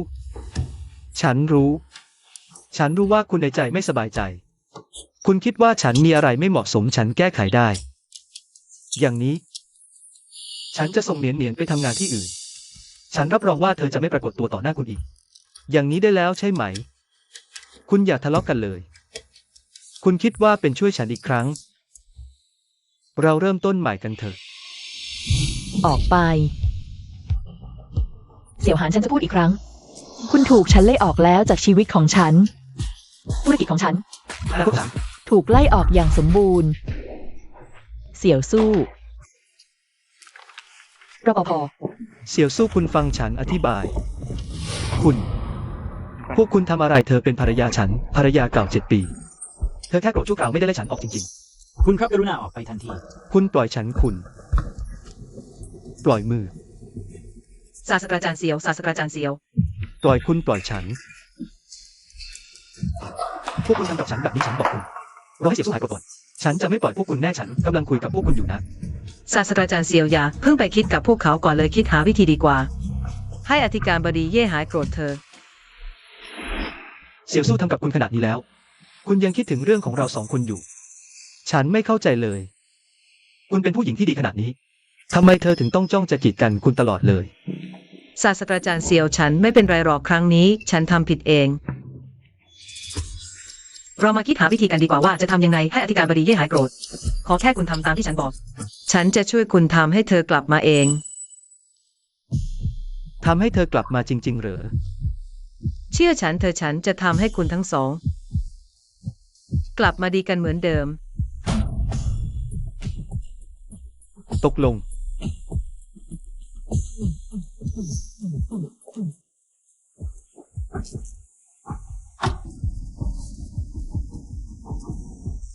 คราวนี้ต้องขอบคุณคุณจริงๆ ถ้าไม่ใช่คุณช่วยฉันเลือกของขวัญพวกนี้ ฉันก็ไม่รู้ว่าจะทำยังไงให้เธอหายโกรธ นี่เป็นสิ่งที่ควรทำตราบใดที่คุณกับอธิการบดีเย่กลับมาดีกัน ฉันยอมทำทุกอย่าง เสี่ยวฮั่น คุณนี่โง่จริง เอาของขวัญพวกนี้กลับไปเยซูจะยิ่งโกรธมากขึ้น คุณทั้งสองไม่มีทางกลับมาดีกันเหมือนเดิมได้ตลอดชีวิต แต่ก็ดีที่คุณโง่ รอให้คุณกับเยซูแตกหักกันสนิท คุณจะยิ่งเอาใจใส่คนที่อยู่เคียงข้างคุณไม่ทิ้งไปไหน มากขึ้น ทรัพย์สินที่สะสมมาหลายปีของคุณฉันก็ได้มาอย่างง่ายดาย เหนียนเหนียนไปกันเถอะ อ๋อมาแล้ว เยซูเสี่ยวฮั่นแค่ทำผิดพลาดเล็กน้อยเท่านั้นเอง เขาทั้งมีความสามารถและรวยให้ของขวัญขอโทษคุณเป็นล้าน ผู้จะซื้อก็ซื้อตาไม่กระพริบด้วยซ้ำ คุณไม่ชอบฉันชอบ คุณรอดูฉันใช้เงินสามีคุณสนุกเธอ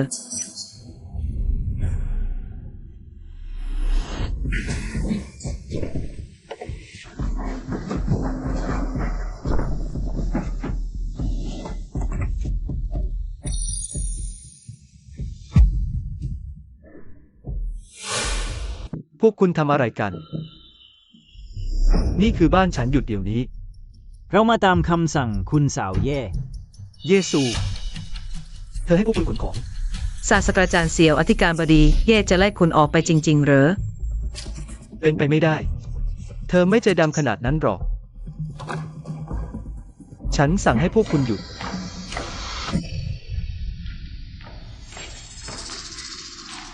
เสี่ยวซุก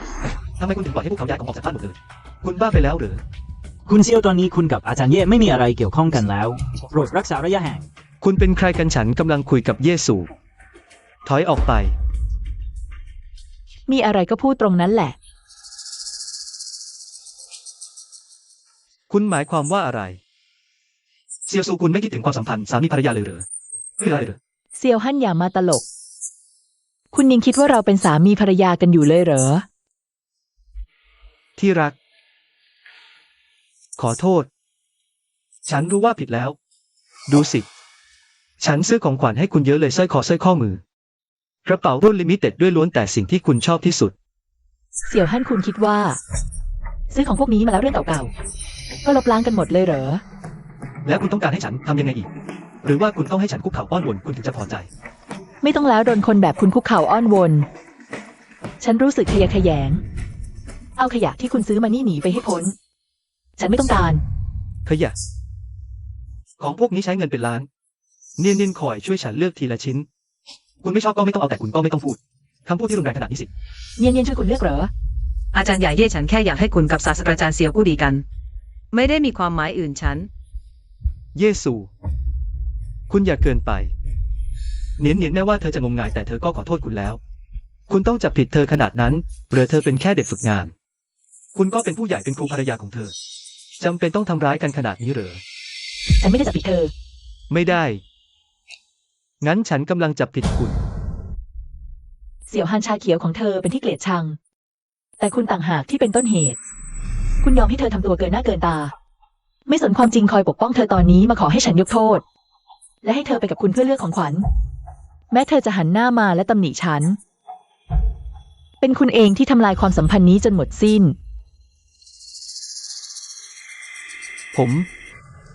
แต่เสี่ยวสู้ ผมแค่คิดว่าเธอเป็นน้องรุ่นน้อง ผมแค่คิดว่าเธอเป็นน้องสาวเท่านั้นเองเราถึงเป็นสามีภรรยาต่างหาก นี่คุณไม่มีแม้แต่ความอดทนและความเข้าใจเพียงเล็กน้อยเลยหรือ เราอยู่ด้วยกันมา7 ปีคุณนี่ ไม่คิดถึงความผูกพันสามีภรรยาแม้แต่นิดเดียวเลยหรือ ความผูกพันสามีภรรยานิดๆหน่อยๆกับคุณน่ะ ฉันไม่ต้องการมันมานานแล้ว คุณลองดูให้ดีๆว่าคุณเซ็นเอกสารอะไรลงไป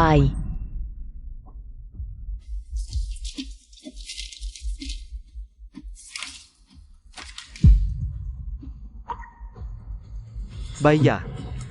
เป็นไปไม่ได้ ตอนนั้นผมเซ็นเป็นสัญญาจ้างหนานเหนียนกลับมาทำงานต่างหาก เยซูคุณหลอกให้ผมเซ็น หลอกคุณ เอกสาร2 ชิ้นวางอยู่ด้วยกัน เป็นคุณเองที่ไม่ยอมดูให้ดีก่อนเซ็น เสี่ยวหานตั้งแต่วินาทีที่คุณเซ็นชื่อ เราก็ไม่มีความสัมพันธ์ใดๆกันอีกแล้ว เป็นไปไม่ได้ เยซู ผมเป็นสามีคุณทำกับผมแบบนี้ไม่ได้ ไม่ใช่แล้ว อาจารย์ใหญ่เย่ขอให้คืนดีกับศาสตราจารย์เสี่ยวเธอ เขารักคุณมากจริงๆความสัมพันธ์7 ปีของคุณ2 คนนี้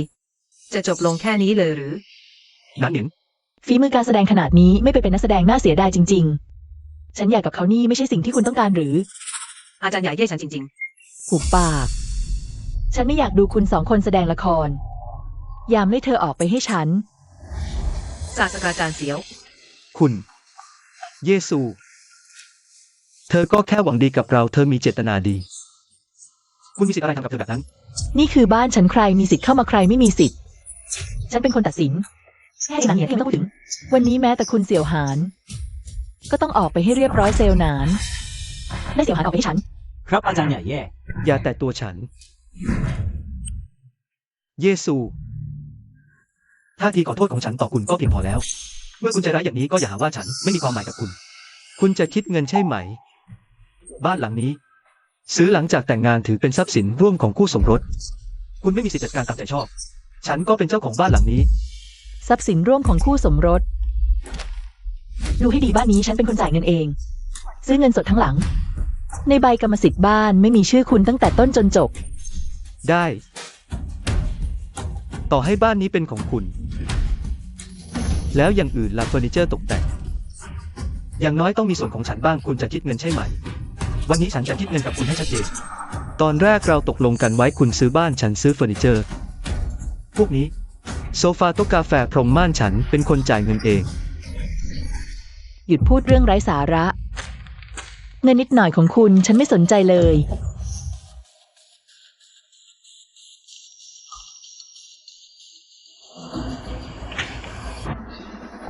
1 ล้านพอไหม คุณ ของที่คุณซื้อมาตอนนี้ฉันซื้อทั้งหมดแล้ว จากนี้ไปพวกมันเป็นของฉันทั้งหมด คนของพวกนี้ออกมาต่อหน้าเขา เอาไปทุบเอาไปเผาทั้งหมด ไม่ได้ หยุดฉันยังไม่ยอมรับ จัดการขยะที่ฉันซื้อมาต้องให้คุณยอมรับด้วยเหรอ อย่าตลกเลยเซียวฮั่น เยซู คุณใจร้ายขนาดนี้เลยหรือคุณมีใจไหม ถ้าจะตัดก็ตัดให้ขาดสะทุกวินาทีที่เห็นของที่คุณซื้อมาทำให้ฉันรู้สึกขยะแขยง เยซูคุณทำอะไร คุณเซียวกรุณาใจเย็น ฉันบอกคุณทั้งคู่ บ้านหลังนี้ก็เป็นของฉัน เธอเป็นภรรยาฉัน อย่าขวางฉัน ถ้าคุณเซียวออกไปเถอะ คุณ ฉันไม่ไปปล่อย ฉันบอกให้ปล่อยฉัน นี่คือบ้านฉันสั่งคุณทั้งคู่ให้ปล่อยฉัน ฉันจะรอเซียวสู้ที่นี่7 ปีแล้ว เราไม่ใช่ครั้งแรกที่ทะเลาะกันฉันแค่ขอโทษเธอ เธอต้องใจอ่อนคุณปล่อยคุณ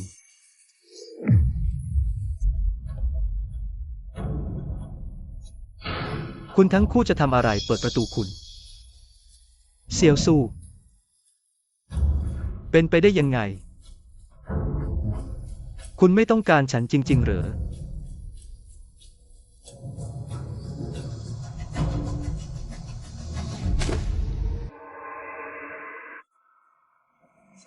ศาสตราจารย์เสียวศาสตราจารย์เสียวในที่สุดคุณก็ออกมาแล้ว ฉันรอคุณอยู่ตลอดเลย ศาสตราจารย์เสียวคุณเป็นอะไรไปรองอธิการบดีเย่เธอ ไม่ได้ทำให้คุณลำบากใช่ไหม เป็นเพราะฉันคุณถึงได้กับรองอธิการบดีเย่กลายเป็นอย่างนี้ เป็นความผิดของฉันเอง ไม่ใช่ความผิดคุณหรอกแค่คราวนี้ ชั่วคราวกลับบ้านไม่ได้แล้ว ก็ไม่รู้ว่าเธอจะทำตัวแบบนี้หนักแค่ไหน ไม่ต้องกังวลหรอกศาสตราจารย์เสี่ยว ที่สถาบันวิจัยฉันยังมีห้องพักพนักงานอีก1 ห้อง ถึงแม้สภาพจะแย่หน่อยแต่อย่างน้อยก็อยู่ได้ คุณมาอยู่ที่ฉันก่อนชั่วคราวสักพัก เดี๋ยวจะหารองอธิการบดีเย่ก็สะดวก เหนียน ขอบคุณ ตอนนี้มีแค่คุณเท่านั้นที่ยังยอมช่วยฉัน ศาสตราจารย์เสียว เป็นสิ่งที่ฉันควรทำ ไปเธอกลับบ้านกัน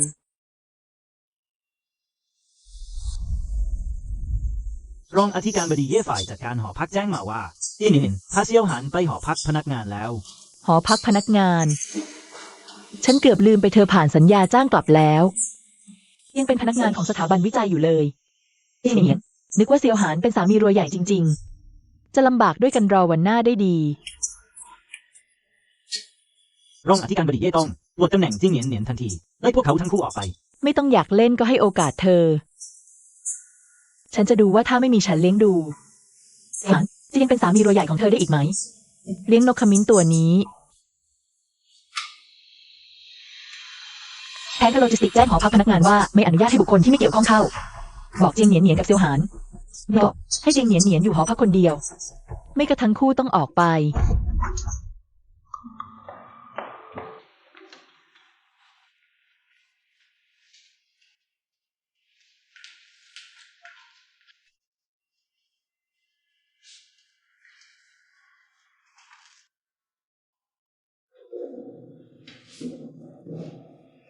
เหนียนเหนียน ฉันผิดคุณ ให้คุณต้องมาอยู่ที่แบบนี้ตลอด ขอแค่ได้อยู่กับอาจารย์ อยู่ที่ไหนก็ได้ คุณนี่แหละที่ดีกับฉัน ไม่เหมือนเยซูคนนั้น แค่ทำผิดพลาดนิดหน่อยก็จะทำร้ายฉันให้ตาย ทั้งความสัมพันธ์7 ปีความรักสามีภรรยาทั้งหมดเป็นเรื่องโกหก ศาสตราจารย์เสี่ยวคุณแค่โชคไม่ดี แต่ความสามารถคุณอยู่ที่นี่ฉันเชื่อ คุณต้องกลับมาประสบความสำเร็จอีกครั้งได้แน่ เนียนๆตอนนี้มีแต่คุณเท่านั้นที่ยังเชื่อใจฉัน คุณวางใจได้ รอให้ฉันกลับมาประสบความสำเร็จอีกครั้งฉันจะดูแลคุณให้ดีแน่นอน ไม่ใจดำใจร้ายเหมือนเยซู ฉันจะทำให้คุณมีชีวิตที่ดีแน่นอน พาคุณไปอยู่บ้านที่ใหญ่ที่สุดซื้อกระเป๋าแพงที่สุดให้คุณ ศาสตราจารย์เสี่ยว ของพวกนั้นฉันไม่ต้องการหรอก ฉันแค่ต้องการให้คุณสบายดีก็พอ เนียนๆ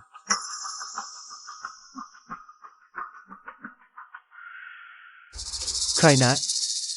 คุณเซียวพวกเราคือฝ่ายสนับสนุนของสถาบันวิจัยหอพักนี้ อนุญาตให้พนักงานบริษัทพักอาศัยเท่านั้นคุณไม่สามารถอยู่ที่นี่ได้กรุณาออกไปทันที คุณรู้ไหมว่าฉันเป็นใคร คุณรู้ไหมว่าฉัน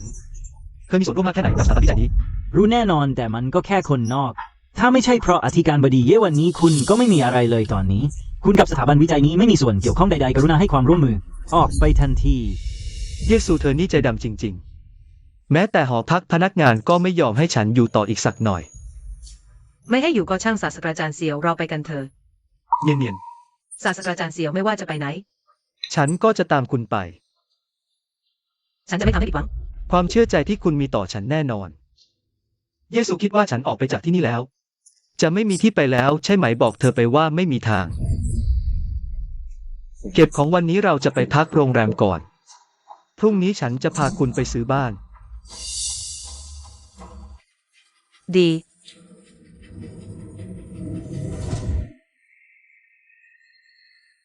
อธิการบดีแย่เซียวฮั่นพาจิงเนียนๆออกไปแล้ว ยังบอกว่าจะไปดูบ้านด้วย ด้วยเงินเดือนนิดเดียวของเขา อธิการบดีเย่คุณอาจลืมไปแล้วคุณยังมีบัตรธนาคารสำหรับค่าใช้จ่ายในครัวเรือนอีกใบหนึ่งข้างในมีประมาณ10 ล้านบาท และเซียวฮั่นยังถือบัตรเสริมที่ใช้จ่ายได้ตามอำเภอใจอยู่ ปล่อยให้เขาใช้ไปเถอะ คุณไปหาทนายที่ดีเตรียมเอกสารหลักฐานให้พร้อม ฉันอยากดูสิ เขาจะใช้ได้มากแค่ไหน ยิ่งต้องดูให้ดี รอให้ฉันตามเก็บ ทรัพย์สินพวกนี้เมื่อไหร่ที่ฉันไม่เลี้ยงดูเขาแล้วเขาจะสามารถให้ขึ้นไหวหรือเปล่า ครับ สวัสดีครับค่ะคุณผู้ชายคุณผู้หญิงต้องการเช่าหรือซื้อบ้านคะ ดูก่อน ได้ค่ะเชิญทางนี้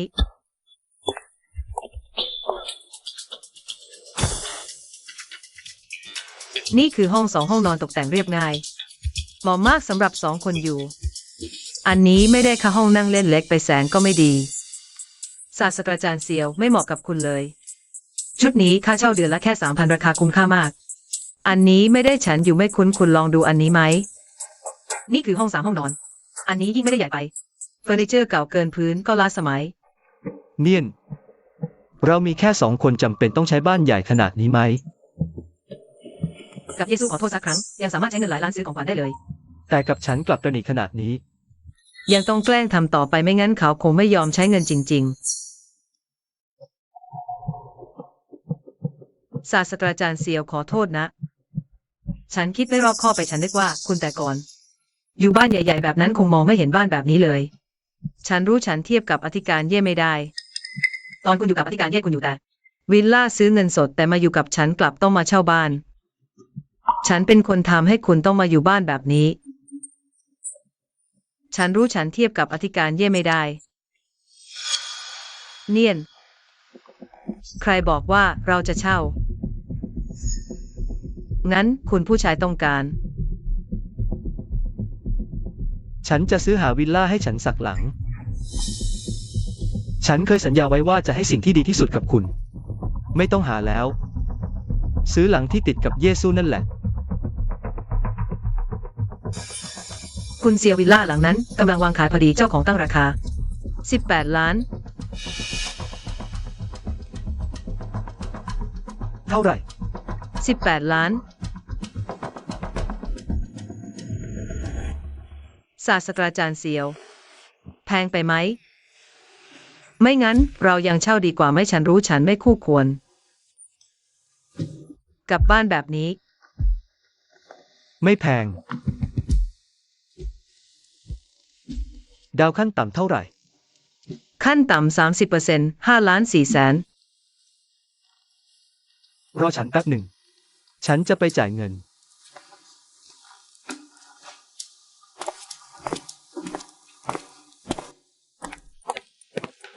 คุณครับ คุณจะจ่ายด้วยบัตรหรือสแกน QR บัตรครับ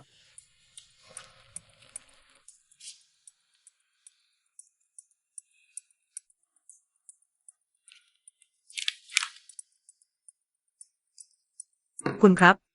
แจ้งเตือนยอดเงินไม่เพียงพอ เป็นไปไม่ได้ปีที่ผ่านมาผมก็มีผลงานวิจัย กับเงินปันผลจากโครงการเงินในบัตรควรจะพอ คุณรอผมสักครู่นะ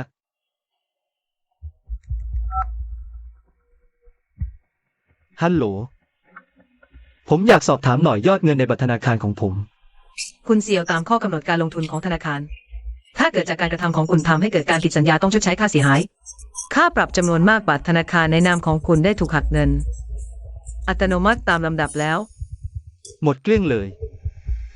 ยังมีอยู่ครับ เดี๋ยวผมช่วยเช็คให้ ผมว่าแล้วแม้ไม่มีเยซู ผมก็มีฐานะอยู่บ้างจะไม่มีเงินซื้อบ้านสักหลังได้ยังไง คุณเสี่ยว ยอดเงินในบัตรธนาคารของคุณรวมทั้งหมด3 บาท 4 สตางค์ โปรดยืนยันด้วยครับ ฮัลโหลคุณเซียว มีธุรกรรมอื่นที่ต้องการสอบถามอีกไหมครับ คุณครับแล้วบ้านหลังนี้คุณจะซื้อต่อไหม ซื้อรอผมสักครู่นะ เยซูอย่าคิดว่าพอไม่มีเธอ ผมจะทำอะไรไม่ได้เลยแม้ไม่มีเงิน ผมก็มีคนรู้จักเยอะแยะ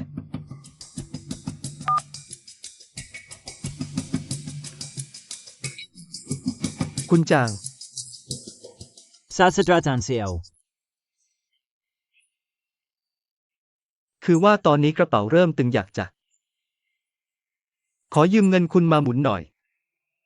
ศาสตราจารย์เซียวไม่ใช่ว่าผมไม่อยากช่วยแต่ทางอธิการบดีเย่นาแจ้งมาแล้วเรากับสถาบันวิจัย ก็ยังมีโครงการร่วมกันอยู่ อย่าทำให้ผมลำบากเลย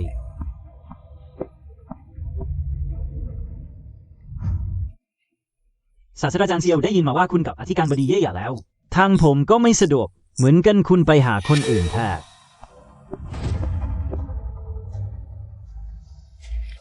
พวกหัวเก่านี่ ตอนแรกที่เยซูแนะนำพวกคุณให้ผม ถ้าทางประจบสอพลอสุดๆดี ตอนนี้รู้ว่าผมหย่าแล้วทุกคนก็เป็นแบบนี้สินะ ศาสตราจารย์เซียวมีอะไรหรือครับ ถ้าคุณรู้สึกว่าอยู่ข้างๆอธิการบดีเย่ไม่เหมาะสมจริงๆ ลืมไปเธอะเราไม่สามารถยั่วยุเธอได้ถ้าเช่าบ้านก็พอได้สำหรับคนระดับเล็กๆ อย่างเราก็พอแล้ว ไม่ได้บ้านหลังนี้ต้องซื้อให้ได้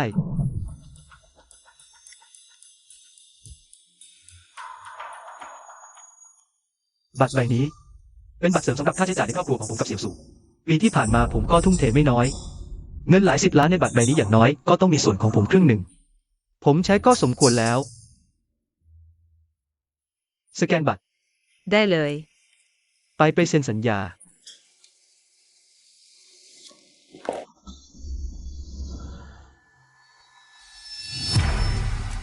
อาจารย์เย่เป็นอะไรไป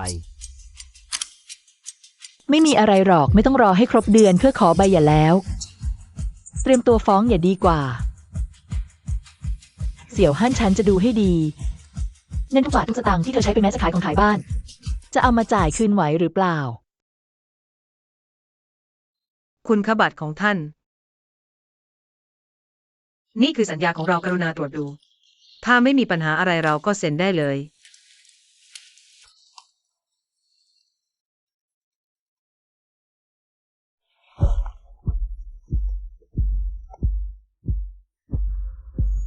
ฮัลโหลเยซูไม่ใช่คุณพูดเองเหรอ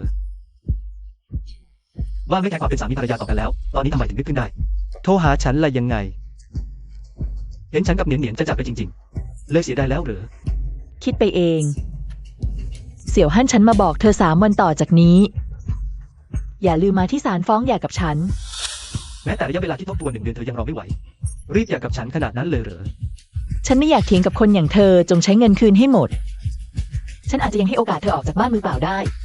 อย่ามาดูถูกคนเลยตราบใดที่บ้านหลังนี้เธอไม่ต้องการแล้ว ก็อย่าโทษฉันที่ไม่ให้เกียรติเธอสินสมรสเหล่านั้น ฉันจะแบ่งครึ่งทั้งหมดอย่าคิดจะกลืนคนเดียว เจอกันในศาล แน่ใจแล้วเหรอ แน่ใจ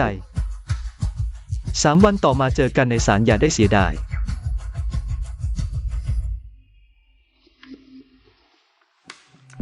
ศาสตราจารย์เสียวคุณจะฟ้องหย่ากับอธิการเย่จริง ๆ เหรอ เธอผลักดันฉันมาถึงจุดนี้แล้ว ฉันก็ไม่จำเป็นต้องรักษาหน้าให้เธอสินสมรสแบ่งกันคนละครึ่ง เป็นเรื่องธรรมดาอยู่แล้ว ฟ้องศาลแบ่งทรัพย์สิน นั่นไม่ใช่จะได้แบ่งมากขึ้นเรือเยซูรวยขนาดนั้น แบ่งง่ายๆก็หลาย10 ล้านพอถึงเวลานั้นเงินเหล่านี้ ไม่ใช่ของฉันทั้งหมดเหรอ เสี่ยวฮั่นเลือกเธอฉันเลือกถูกคนจริง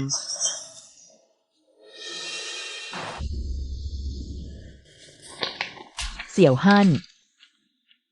เธอพูดว่าเธอทุ่มเทให้ครอบครัวนี้มาก แต่ในรายงานทางการเงินนี้ไม่เห็นมีชื่อเธอเลย ยังคิดจะใช้เงินฉัน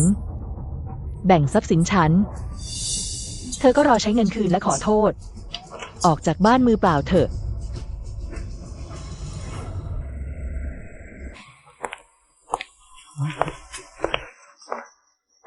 เธอมาทำไมอีกยังกล้าโผล่มาในสถาบันวิจัย ใช่เลย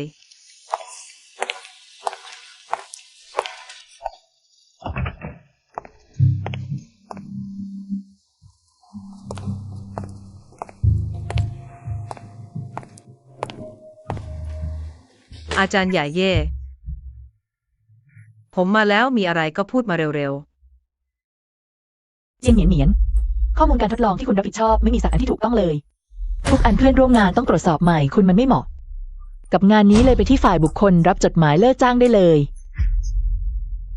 ๆ อาจารย์ใหญ่เย่คุณไม่ต้องกังวลเรื่องเล็กๆ พวกนั้นผมมาที่บริษัท ก็แค่อยากมาดูคุณ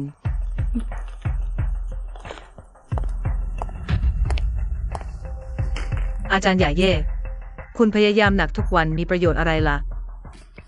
ทั้งวันแต่เซ็นเอกสารจัดการโครงการ เหนื่อยแทบตายไม่เหมือนฉันแค่ใช้กลยุทธ์นิดหน่อย ก็ทำให้เสี่ยวหานเชื่อฟังฉันทุกอย่าง ใช้เงินไปเป็นร้อยเป็นพันหมื่น เห็นไหมล่ะ สร้อยคอนี้200,000ห่วงข้อมือนี้350,000แหวนวงนี้500,000แล้วก็วิลล่าหลังนั้น18 ล้าน ก็เขียนชื่อฉันไว้ คุณแต่งงานกับศาสตราจารย์เสี่ยวมา7 ปีเขาเคยซื้ออะไรให้คุณบ้าง ดูคุณทั้งตัวนี่ไม่มีเครื่องประดับชิ้นดีๆสักชิ้นเลยลูกตาเก่าๆไร้ค่าชิ้นหนึ่งยังเก็บไว้เป็นของมีค่า ไม่เข้าท่าเอาเสียเลย เสี่ยวหานยังใจดีกับคุณอยู่ดีนะ แต่ฉันสงสัยจัง เจียงเหนียนเหนียน ถ้ามีคนจะเรียกคืนค่าใช้จ่ายพวกนี้ คุณจะใช้คืนไหวไหมล่ะ ใช้คืน เสี่ยวหานตอนนี้เชื่อฟังฉันทุกอย่าง เป็นไปได้ยังไงที่จะให้ฉันใช้คืนแต่คุณต่างหาก รอให้ศาสตราจารย์เสี่ยวชนะคดีกับคุณ แบ่งทรัพย์สินคุณไปครึ่งหนึ่งฉันอยากรู้คุณจะยังดีใจได้อีกไหม ดิฉันรออยู่ ฉันรอดูตอนที่ศาลสั่งให้คุณคืน ทุกบินค่าใช้จ่ายนั่นแหละหน้าตาคุณจะเป็นยังไง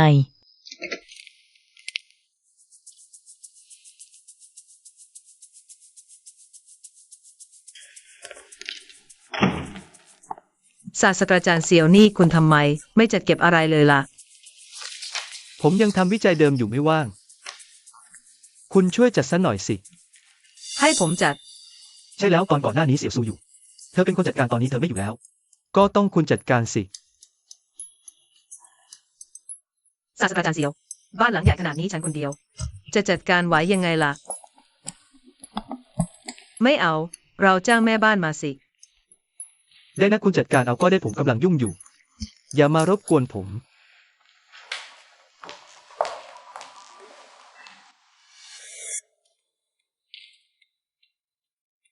ไม่คิดเลยว่าวันหนึ่งฉันก็ได้มาใช้ชีวิตสบายๆแบบนี้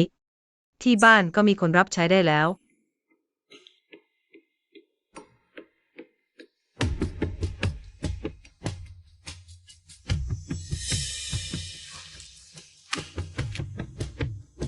ศาสตราจารย์เซียวดูนี่4 เดือนละ 20,000 ดูแลทุกอย่างได้เลย ผมบอกแล้วไงคุณจัดการเองก็ได้ โอเคคุณจ่ายเงินเลย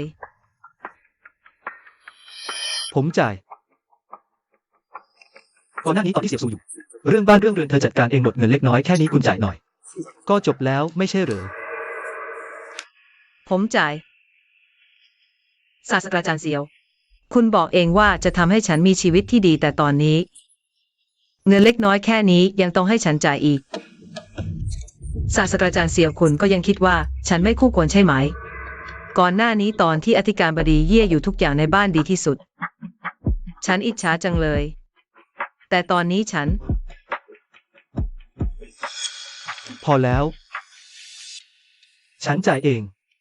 คุณอย่าพูดแล้ว ศาสตราจารย์เซียวฉันรู้อยู่แล้วว่าคุณดีที่สุด แต่ก่อนเรื่องแบบนี้ไม่เคยต้องให้ฉันกังวลเลย เสียสูจัดการทุกอย่าง เรียบร้อยหมดบ้านก็สะอาดอยู่เสมอ อาหารก็ร้อนอยู่เสมอแม้แต่เสื้อผ้าของฉัน เธอก็จัดเตรียมไว้ล่วงหน้า ศาสตราจารย์เซียวดูนี่4 เดือนละ 30,000 พี่เลี้ยงระดับพรีเมียมทำอาหารตะวันตกได้ทำขนมหวานได้และนี่ ผู้จัดการส่วนตัวเดือนละ 50,000 เสี่ยวซูไม่เคยมาคิดเรื่องพวกนี้กับฉัน เรื่องเงินทองทรัพย์สินในบ้าน ฉันกับเสี่ยวซูก็ได้แค่คนละครึ่ง ในใจเธอก็คงไม่สบายใจ บางทีฉันน่าจะให้โอกาสเสี่ยวซูอีกครั้ง นี่ศาสตราจารย์เซียวคุณดูสิ เหนียน เรื่องพวกนี้คุณจัดการเองฉันจ่ายเงิน ฉันยังมีเรื่องคดีหย่าอีกอยากไปคุยกับ เยซูหน่อย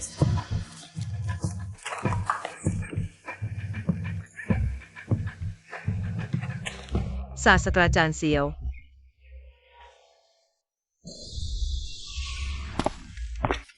อธิการบดีเย่นี่คือรายงานวิจัยโครงการที่ผมทำสามารถแก้ไขปัญหาข้อมูลผิดพลาดที่เสี่ยวหานทิ้งไว้ได้ คุณตรวจสอบดูควรจะทำให้โครงการดำเนินต่อไปได้ คุณทำงานล่วงเวลาทั้งหลายวันนี้ก็เพื่อเรื่องนี้เหรอ อธิการบดีเย่คุณยุ่งพอแล้วเรื่องยุ่งพวกนี้ ไม่ต้องให้คุณวุ่นวายหรอก ผมจัดการเองได้ ทำได้ดี ขอบคุณที่อธิการบดีเย่ชมเชย ซูแนนเธอตามฉันมาทั้งหมด7 ปีแล้ว ทุกโครงการวิจัยที่ฉันดูแลล้วนมีเธอคอยตรวจสอบอยู่เบื้องหลัง ตอนนี้เซียวฮอนจากไปแล้วฉันมองว่า เธอเหมาะกับตำแหน่งของเขามาก อาจารย์ใหญ่เย่ประสบการณ์ของฉันยังไม่เพียงพอ อย่าพูดคำไร้สาระเหล่านั้น ฉันยกเซียวฮอนขึ้นมาได้ก็ยกเธอขึ้นมาได้ เส้นเอกสารนี้ซะ ตั้งแต่วันนี้เป็นต้นไปตำแหน่งและสวัสดิการของเซียวฮอนจะเป็นของเธอทั้งหมดแล้วทำดีๆนะ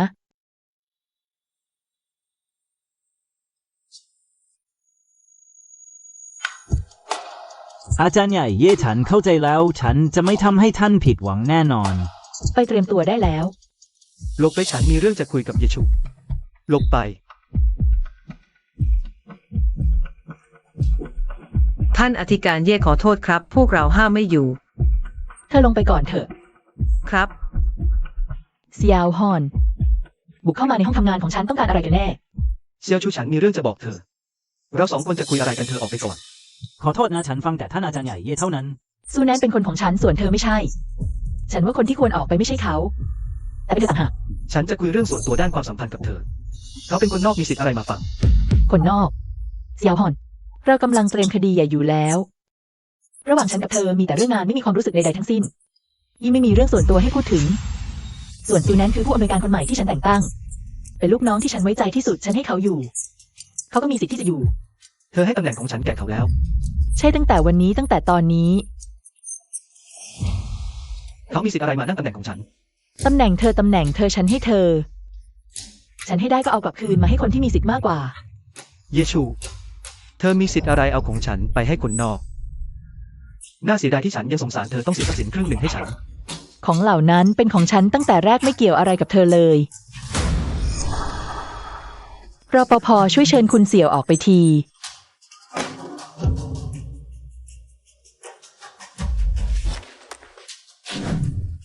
ดิฉันจะรอดูเธอ พรุ่งนี้ในศาลฉันจะเอาทุกสิ่งที่ฉันทุ่มเทมาตลอดหลายปี คืนมาทั้งหมด ฉันจะทำให้เธอเสียใจจนสุดขีดหลบไป เสี่ยวหาน พรุ่งนี้ในศาลใครจะได้ทุกอย่างคืนมา คุณหรือฉันกันแน่ ยืนยันจำเลยโจทย์ไม่มีข้อโต้แย้งต่อผู้เข้าร่วมศาล โจทย์เสี่ยวหาน คุณสามารถยื่นคำขอฟ้องร้องของคุณได้ พร้อมด้วยข้อเท็จจริงและเหตุผลที่เกี่ยวข้อง นี่คือบริการและเงินที่ฉันจ่ายให้ ระหว่างแต่งงานกับคุณหญิงเย่ชู ฉันทำประโยชน์ให้ครอบครัวและสถาบันวิจัยมากมาย ฉันขอให้คุณหญิงเย่ชูใช้ค่าบริการของฉัน ค่าความเสียหายทางจิตใจเงินปันผลโครงการรวม 12 ล้าน และแบ่งทรัพย์สินครึ่งหนึ่งในนามเธอ วิลล่ารถยนต์เงินฝากและอื่นๆ รวมทั้งหมด 87 ล้าน 3 พัน คราวนี้รวยแล้ว ดูสิคุณจะยิงพยองได้อีกนานแค่ไหน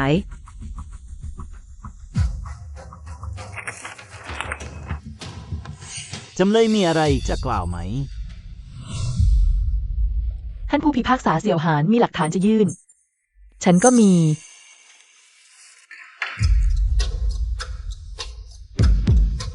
นี่คุณ 7 ปีนี้รายได้ของฉัน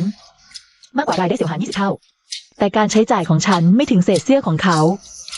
ของฟุ่มเฟือยที่เขาซื้อให้ตัวเองนี่ สูตรราคาแพงนาฬิกาแบรนด์เนมไวน์แพงและอื่น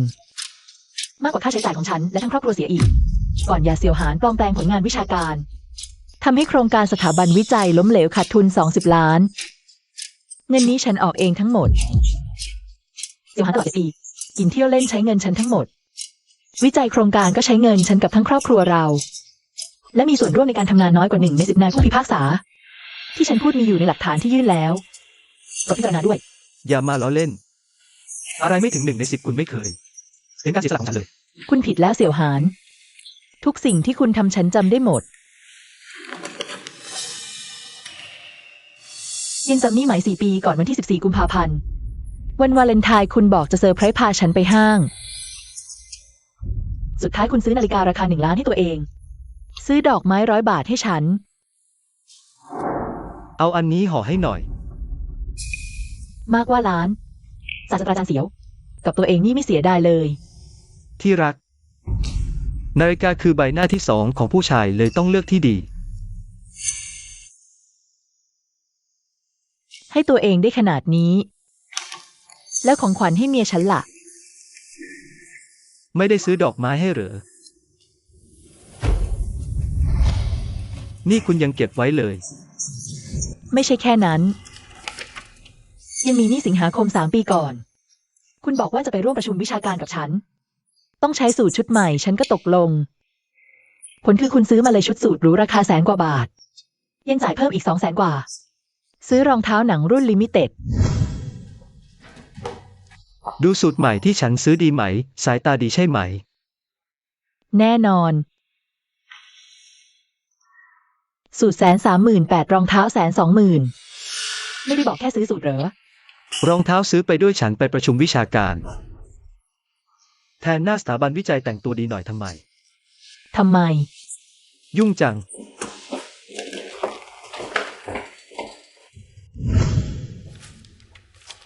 ยังมีนี่ใช้เงินครอบครัวซื้อของต่าง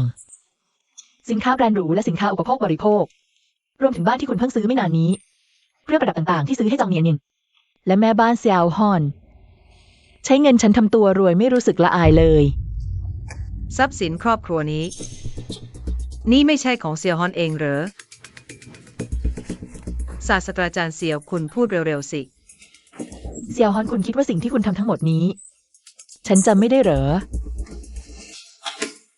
ฉัน ไม่ต้องแก้ตัวแล้วรอคำตัดสินคุณเถอะ ท่านผู้พิพากษาหลักฐานที่ฉันยื่นตรวจสอบเสร็จไหม มีข้อผิดพลาดไหม ศาลได้ตรวจสอบหลักฐานทางการเงินทั้งหมด ที่จำเลยคุณเยชูยื่นเรียบร้อยแล้วถูกต้อง ศาลมีคำพิพากษาดังนี้ กรุณายืนขึ้นทั้งหมด โจทย์เซียวฮอนคำข้อแบ่งทรัพย์สินระหว่างสามีภรรยา ให้ยกคำร้อง จำเลยต้องชดใช้ค่าเสียหายให้โจทก์คุณเยชูรวมเป็นเงิน100 ล้าน 373,620 บาท 3. ค่าธรรมเนียมคดีนี้ให้เสี่ยวฮอนรับผิดชอบทั้งหมด ปิดคดี จองนี้อันนี้อันคุณต้องการจะอ่านเสียหายใช่ไหมมันก็ไม่เกี่ยวกับคุณแล้วหรอทุกอย่างที่คุณเอาไป ฉันจะตามทวงคืนทั้งหมดไม่เหลือแม้แต่สลึงเดียว ตามทวงคืน เยซูคุณหมายความว่าอะไร ฉันไม่มีอะไรจะพูดกับคุณ คุณก็รอรับหมายสารเหมือนกัน เยซู ขอโทษ ฉันไม่รู้ว่าคุณทำเพื่อฉันมากขนาดนี้ ฉันคิดมาตลอดว่าคุณดูถูกฉัน ฉันคิดว่าคุณจงใจกดขี่ฉัน เสี่ยวหาน คุณไม่ใช่ไม่รู้คุณเอาเงินของฉันไปเลี้ยงผู้หญิงคนอื่น เอาไว้ใจของฉันไปโกงไปปลอมแปลง เอาใจกว้างของฉันไปใช้อย่างสุรุ่ยสุร่าย คุณเอาทุกอย่างที่ฉันให้คุณฉันกลับมากัดฉันคุณคิดว่าตำแหน่งวันนี้ของคุณ มาจากไหนทุกอย่างที่คุณมีล้วน แต่ฉันให้คุณทั้งนั้น เมื่อคุณไม่รู้จักหวงแหนฉันก็จะเอากลับคืนทั้งหมด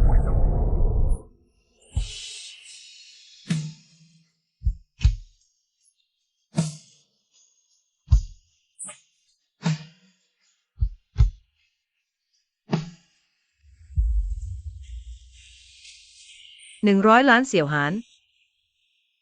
คุณเป็นหนี้เธอตั้ง100 ล้านเต็ม ฉันก็ไม่รู้เหมือนกันว่าทำไมถึงเป็นแบบนี้ ๆ คุณไม่ใช่บอกว่าสามารถแบ่งทรัพย์สินเธอไปครึ่งหนึ่ง ได้เงินหลาย10 ล้านหรือตอนนี้และกลับเป็นหนี้เธอ100 ล้าน ไม่เธอจะเอาเงินไปได้ยังไง คุณแต่งงานกับเธอตั้ง7 ปีแต่ไม่มีเงินเก็บแม้แต่บาทเดียวหรอ ก็เพราะคุณนั่นแหละเป็นข้อมูลการทดลองของคุณที่ผิดพลาด สัญญาการลงทุนทั้งหมดถูกยกเลิกหมด ฉันยังต้องจ่ายค่าปรับแพงลิบลิ่วเพราะเรื่องนี้ เรื่องจะพัฒนามาถึงวันนี้ได้ล้วนเป็นความรับผิดชอบของคุณ ความรับผิดชอบของฉันเสี่ยวหาน ชัดเจนว่าเป็นเพราะตัวคุณเองไร้ความสามารถไม่มีอนาคต คุณ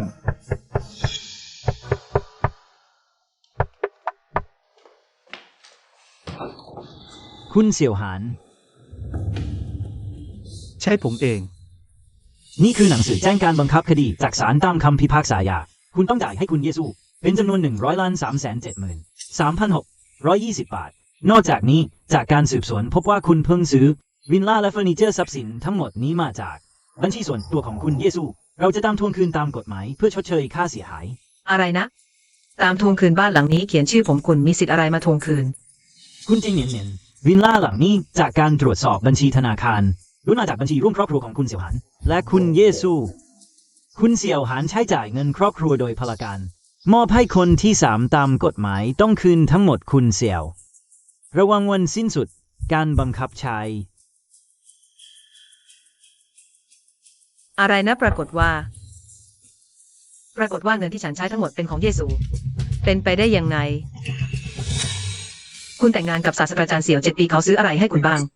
ดูคุณทั้งตัวสิ ไม่มีเครื่องประดับชิ้นดีๆสักชิ้นตุ๊กตาเก่าไร้ค่าอันหนึ่งคุณยังเก็บไว้เป็นของล้ำค่า น่าอายจริง เสี่ยวหานใจดีกับคุณมากเลย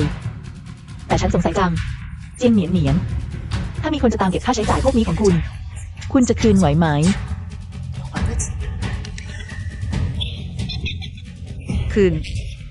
ตอนนี้เสี่ยวหานเชื่อฟังฉันทุกอย่าง จะเป็นไปได้ยังไงที่เขาจะให้ฉันคืน แต่คุณสิ รอให้ศาสตราจารย์เสี่ยวชนะคดีกับคุณ แบ่งทรัพย์สินคุณไปครึ่งหนึ่งฉันจะดูว่าคุณยังดีใจได้อีกไหม ดิฉันรออยู่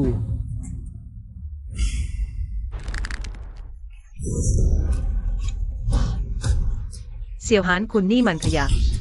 นึกว่าฉันจะไปอวดเยซู ฉันบอกว่าฉันเลือกคนถูกแล้วปรากฏว่าจากต้นจนจบ ฉันก็เป็นคนโง่สุดๆไปเลย คุณยังโทษฉันทั้งหมดก็เพื่อคุณนี่นา อย่าพูดเรื่องนี้ก่อน คุณรีบขายบ้านหลังนี้ไป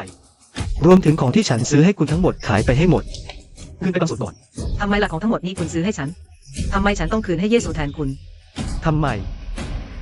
ก็เพราะทั้งหมดนี้เป็นเพราะคุณถ้าคุณไม่ยุบ ฉันจะตกถึงขั้นนี้ได้ไหมฉันเพราะคุณ อย่าร้างตกงานและเป็นหนี้ ดูสิ่งที่คุณสงสัย สิ่งที่คุณสงสัยนี่อันไหนฉันไม่ได้จ่ายเงิน ฉันขอบอกคุณไว้ก่อน คุณอย่าคิดทิ้งฉันไม่อย่างนั้น คุณก็รอฉันฟ้องคุณได้เลย เหมือนเยซูกับฉัน คืนทุกสิ่งทุกอย่างกลับมา ศาสตราจารย์เสี่ยวนี่ทำแบบนี้ไม่ได้หรอกตั้ง100 ล้าน เราขายหมดตัวก็คืนไม่ไหว ศาสตราจารย์เสี่ยวฉันขอร้องคุณไปขอประธานเย่ที ให้เธอเลื่อนวันออกไปได้ไหม ฉันจะขายของพวกนี้ไปหาเงินทุนเริ่มต้น เงินทุนเริ่มต้น ใช่แล้วแค่มีเงินทุนเริ่มต้น ก็สามารถเปิดสถาบันวิจัยใหม่ได้ คุณก็สามารถกลับมาทำวิจัยได้อีกครั้ง รอให้คุณกลับมาสร้างตัวอีกครั้ง การคืนเงินก้อนนี้ไม่ใช่เรื่องง่ายๆหรอกหรือ ใช่แล้วโครงการของฉันแค่มีปัญหาข้อมูลตราบใดที่การทดลองประสบความสำเร็จ เงินลงทุน100 ล้านก็สามารถได้คืนมา ใช่ เรื่องเงินทุนเริ่มต้นฉันจะไปหาทางเองศาสตราจารย์เซียว พรุ่งนี้เช้าตรู่คุณรีบไปขออาจารย์ใหญ่เย่ ไม่ว่าเธอจะพูดอะไรอย่าโกรธรอให้เธอใจอ่อน พวกเราก็จะมีเวลาแล้ว คุณยอมขายของจริงๆหรอ ฉันขายไปหมดแล้วตอนนี้พวกเรา คือตั๊กแตนบนเชือกเส้นเดียวกัน ได้ ฉันจะไปขอเสี่ยวสู้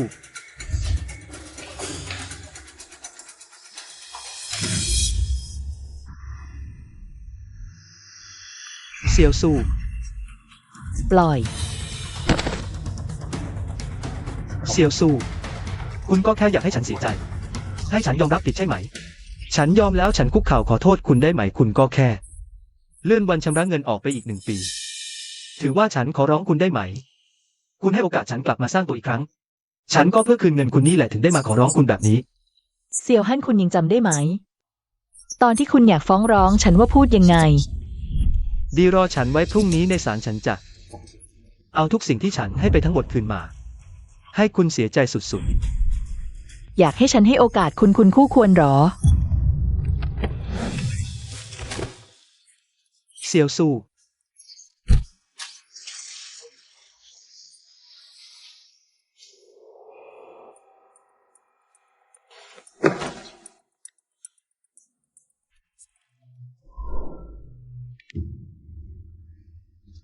ฮัลโหลเนียนๆของคุณขายได้ยังไงบ้าง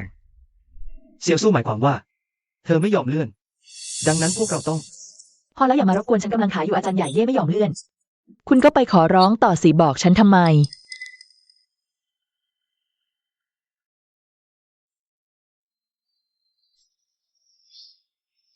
ฉันรู้อยู่แล้วคุณยังไม่ลืมฉัน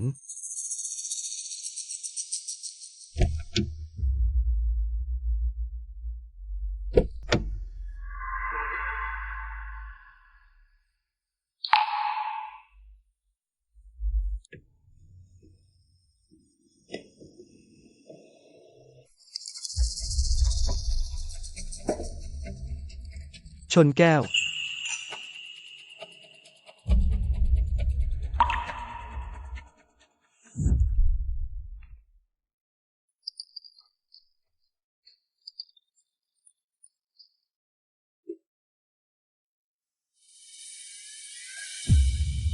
สี่ยวฮั่นสเต็กร้านนี้อร่อยมากคุณลองชิมดู คุณกินเองเถอะ ฉันไม่อยากอาหาร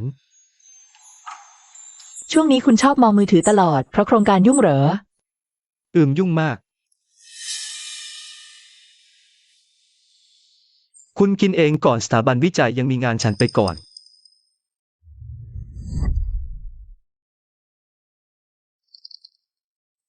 ตำแหน่งนั้นควรเป็นของฉัน แต่ตอนนี้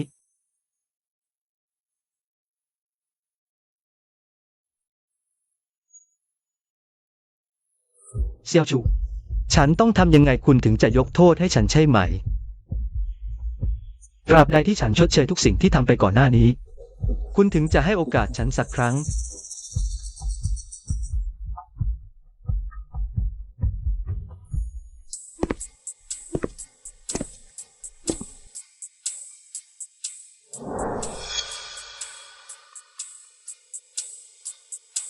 หลายปีแล้วกุญแจสำรองของคุณ ยังอยู่ตรงนี้จริงๆ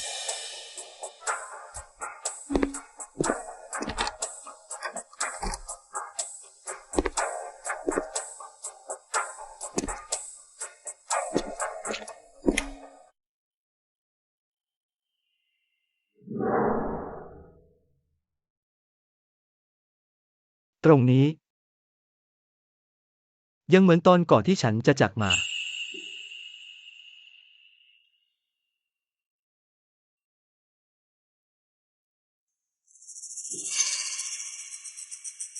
ความรักของคุณ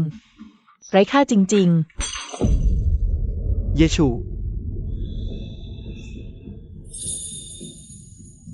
เซียวฮอนตั้งแต่นี้เป็นต้นไป ฉันจะเก็บความรักที่มีให้คุณ ทั้งหมด ไม่เหลือแม้แต่เศษ รวมถึงสิทธิ์ที่ฉันมอบให้คุณด้วย ของพวกนี้เธอยังไม่ได้ทิ้ง เธอพูดจาแข็งกร้าว แต่ในใจยังมีฉันอยู่บ้าง เซียวชู คราวนี้ฉันจะทำให้เธอหันกลับมา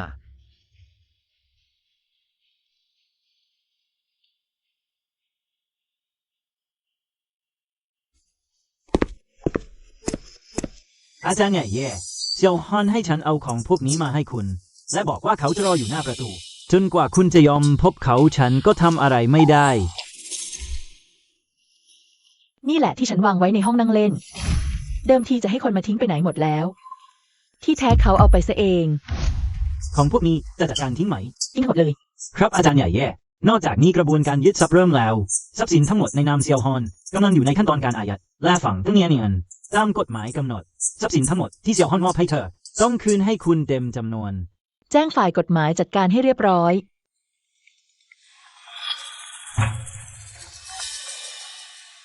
จองเนียนนี่มีเรื่องอะไร อาจารย์ใหญ่เย่ขอร้องท่านขอความกรุณาด้วย ฉันใช้คืนไม่ไหวจริงๆ ฉันรู้ว่าผิดแล้ว ฉันรู้ว่าห้ามยุ่งกับศาสตราจารย์เซียวขอร้องท่าน เงินก่อนหน้านี้ฉันใช้หมดแล้ว หลายวันมานี้ฉันไปขอยืมเงินทัวร์รวบรวมเท่าไหร่ก็ไม่พอขอร้องท่าน อาจารย์ใหญ่เย่ขอแค่ท่านไม่ยึดทรัพย์ ฉันยอมทำทุกอย่าง ได้ งั้นฉันจะให้โอกาสคุณอีกครั้งมาในห้องทำงานฉัน ขอบคุณมากอาจารย์ใหญ่เย่ฉันจะรีบไป เรียกแซวฮอนเข้ามาด้วย เขาไม่เคยคิดว่าจำยังงานเป็นเด็กผู้หญิงที่อ่อนโยนดีๆและไม่รู้เรื่องโลกมาก่อนเหรอ วันนี้ฉันจะตบหน้าของเขาอีกครั้ง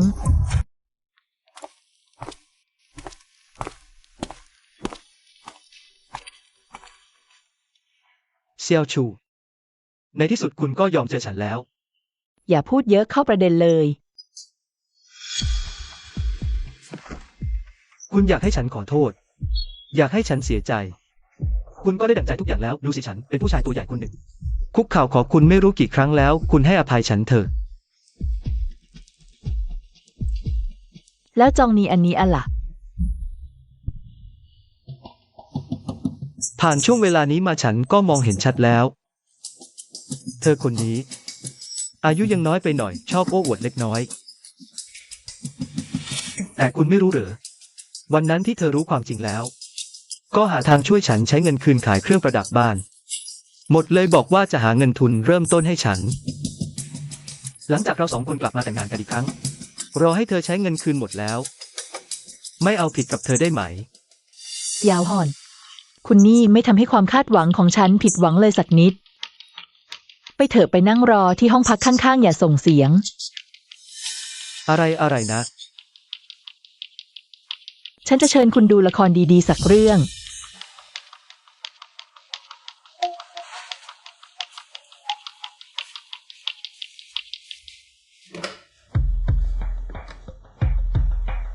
เรียกจองนีอันนิงเข้ามา อาจารย์ใหญ่เย่ฉันขอร้องคุณปล่อยฉันไปเถอะนี่คือเงินเก็บทั้งหมดของฉันแล้ว เงินก่อนหน้านั้นฉันใช้หมดแล้ว ฉันเอาไม่ออกมาจริงๆ อาจารย์ใหญ่เย่ฉันขอร้องคุณ คุณให้อภัยฉันสักครั้งได้ไหมฉันไม่อยากติดคุก ลดหย่อนได้ให้อภัยคุณก็ได้แต่ ต้องดูทัศนคติของคุณ ทัศนคติ อาจารย์ใหญ่เย่คุณบอกมาคุณให้ฉันทำอะไรฉันก็ยอมหมด คุณอยู่กับเซียวฮอนมานานขนาดนี้ เรื่องของเขา คุณน่าจะรู้ไม่น้อยใช่ไหม อาจารย์ใหญ่เย่คุณบอกมาตั้งนานแล้ว แค่คุณพูดคำเดียว ฉันจะพูดอะไรกับคนนอกก็ได้ ฉันสามารถแจ้งเซียวฮอนได้ ฉันสามารถพูดได้ฉันสามารถพูดว่าเขาบังคับฉันสามารถพูดว่าข้อมูลวิทยานิพนธ์ของเขาปลอมทั้งหมด จองนีอันนีอัน คุณไม่ชอบเซียวฮอนมากเหรอ ชอบ อาจารย์เย่ ครั้งนี้ ผมแค่ยืนผิดฝ่าย แต่ขอให้คุณให้อภัยผมสักครั้ง ผมยินดีช่วยคุณจัดการเสี่ยวฮั่นให้ตาย เจียงเหนียนเหนียนเจ้าหนูน่ารัก คุณมาทำอะไรที่นี่ กล้าพูดสิ่งที่เพิ่งพูดออกมาอีกครั้งไหม ที่ฉันพูดคือความจริงมีปัญหาอะไร ตัวเองไม่มีฝีมือจะโทษใคร เงินที่คุณใช้จ่ายให้ฉันมันไม่ใช่เงินของคุณเลย เป็นของอาจารย์เย่ทั้งนั้นคุณใช้เงินคนอื่นทำตัวเป็นเศรษฐี คุณเป็นชายชาตรีอะไรกัน ฉั ฉันเสียงานเพราะคุณ ฉันอยากกับสามีเพราะคุณฉันแบบนี้100 ล้านเพราะคุณ คุณทำกับฉันแบบนี้ได้ยังไง ปล่อยฉันอาจารย์เย่ช่วยฉันที ตัวเองโง่จะโทษใคร อาจารย์เย่ดีกับคุณขนาดนี้ คุณยังไม่รู้จักพอ ใช่ฉันก็แค่ต้องการเงินคุณ แล้วไงล่ะ ฉันสาวสวยฉันต้องประจบคุณทำไม พอแล้ว เสี่ยวฮั่น นี่คือห้องทำงาน ฉันไม่ใช่ที่ให้คุณมารังแก เสี่ยวสู้ ที่เธอพูดคุณได้ยินหมดแล้วทั้งหมดเธอหลอกฉัน ได้ยินแล้ว แล้วไงต่อ ขอโทษ เป็นความผิดฉันเอง ฉันไม่น่าเชื่อคำโกหกของเธอ ฉันไม่น่าเพราะเธอมาอยากกับคุณ ขอโทษ ให้โอกาสฉันอีกครั้งเถอะ ฉันขอร้องฉันสาบาน ฉันจะไม่เป็นแบบนี้อีกแน่นอน ฉันจะดูแลคุณดีๆ ฉันจะรักคุณให้มาก สายไปแล้ว ๆ ไม่เสียวสู้ อย่าทำแบบนี้ฉันขาดคุณไม่ได้ ไม่ต้องแล้วฉันดูละครของพวกคุณจบแล้ว พวกคุณออกไปได้แล้ว ไม่ รปภช่วยไล่คน2 คนนี้ออกไปที อย่า เสียวสู้ขอโทษอย่าไล่ฉันไป ฉันรู้ผิดจริง ออกไปหายไปจากสายตาของฉัน ถ้าให้ฉันได้เห็นพวกแกอีกครั้งสิ่งที่แกต้อง เสียค่าประกันจะยิ่งกว่าวันนี้อีกมาก ๆ ฉันไม่ไป ปล่อยฉัน ฉันจะรอคุณไปทั้งชีวิต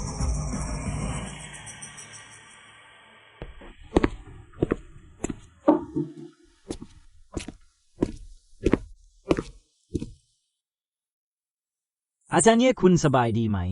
ฉันนี่เป็นรายการส่งมอบงานของคุณเป็นอย่างไรบ้าง คุณก็น่าจะเข้ารับตำแหน่งแล้วสิหัวหน้าสถาบันสู ฉันจัดการส่งมอบเรียบร้อยแล้ว นอกจากนี้สำหรับงานต่อไปในอนาคต ยังต้องขออาจารย์เย่ช่วยดูแลให้เยอะๆด้วยค่ะ พูดอะไรที่เกรงใจเลยหัวหน้าสถาบันสูเมื่อคุณเข้ารับหน้าที่สถาบันวิจัยเรียบร้อยแล้ว เสี่ยวหานก็เป็นแค่อดีตไปแล้ว ต่อจากนี้ฉันก็ควรจะโฟกัสกับงานของตัวเองแล้ว อาจารย์เย่ผมสัญญาว่าจะไม่ทำให้ความไว้วางใจของคุณผิดหวัง จะช่วยเหลือท่านอย่างเต็มที่และขออวยพรให้ท่านในบทใหม่ของชีวิต สดใสและเจิดจ้าเสมอ ขอบคุณ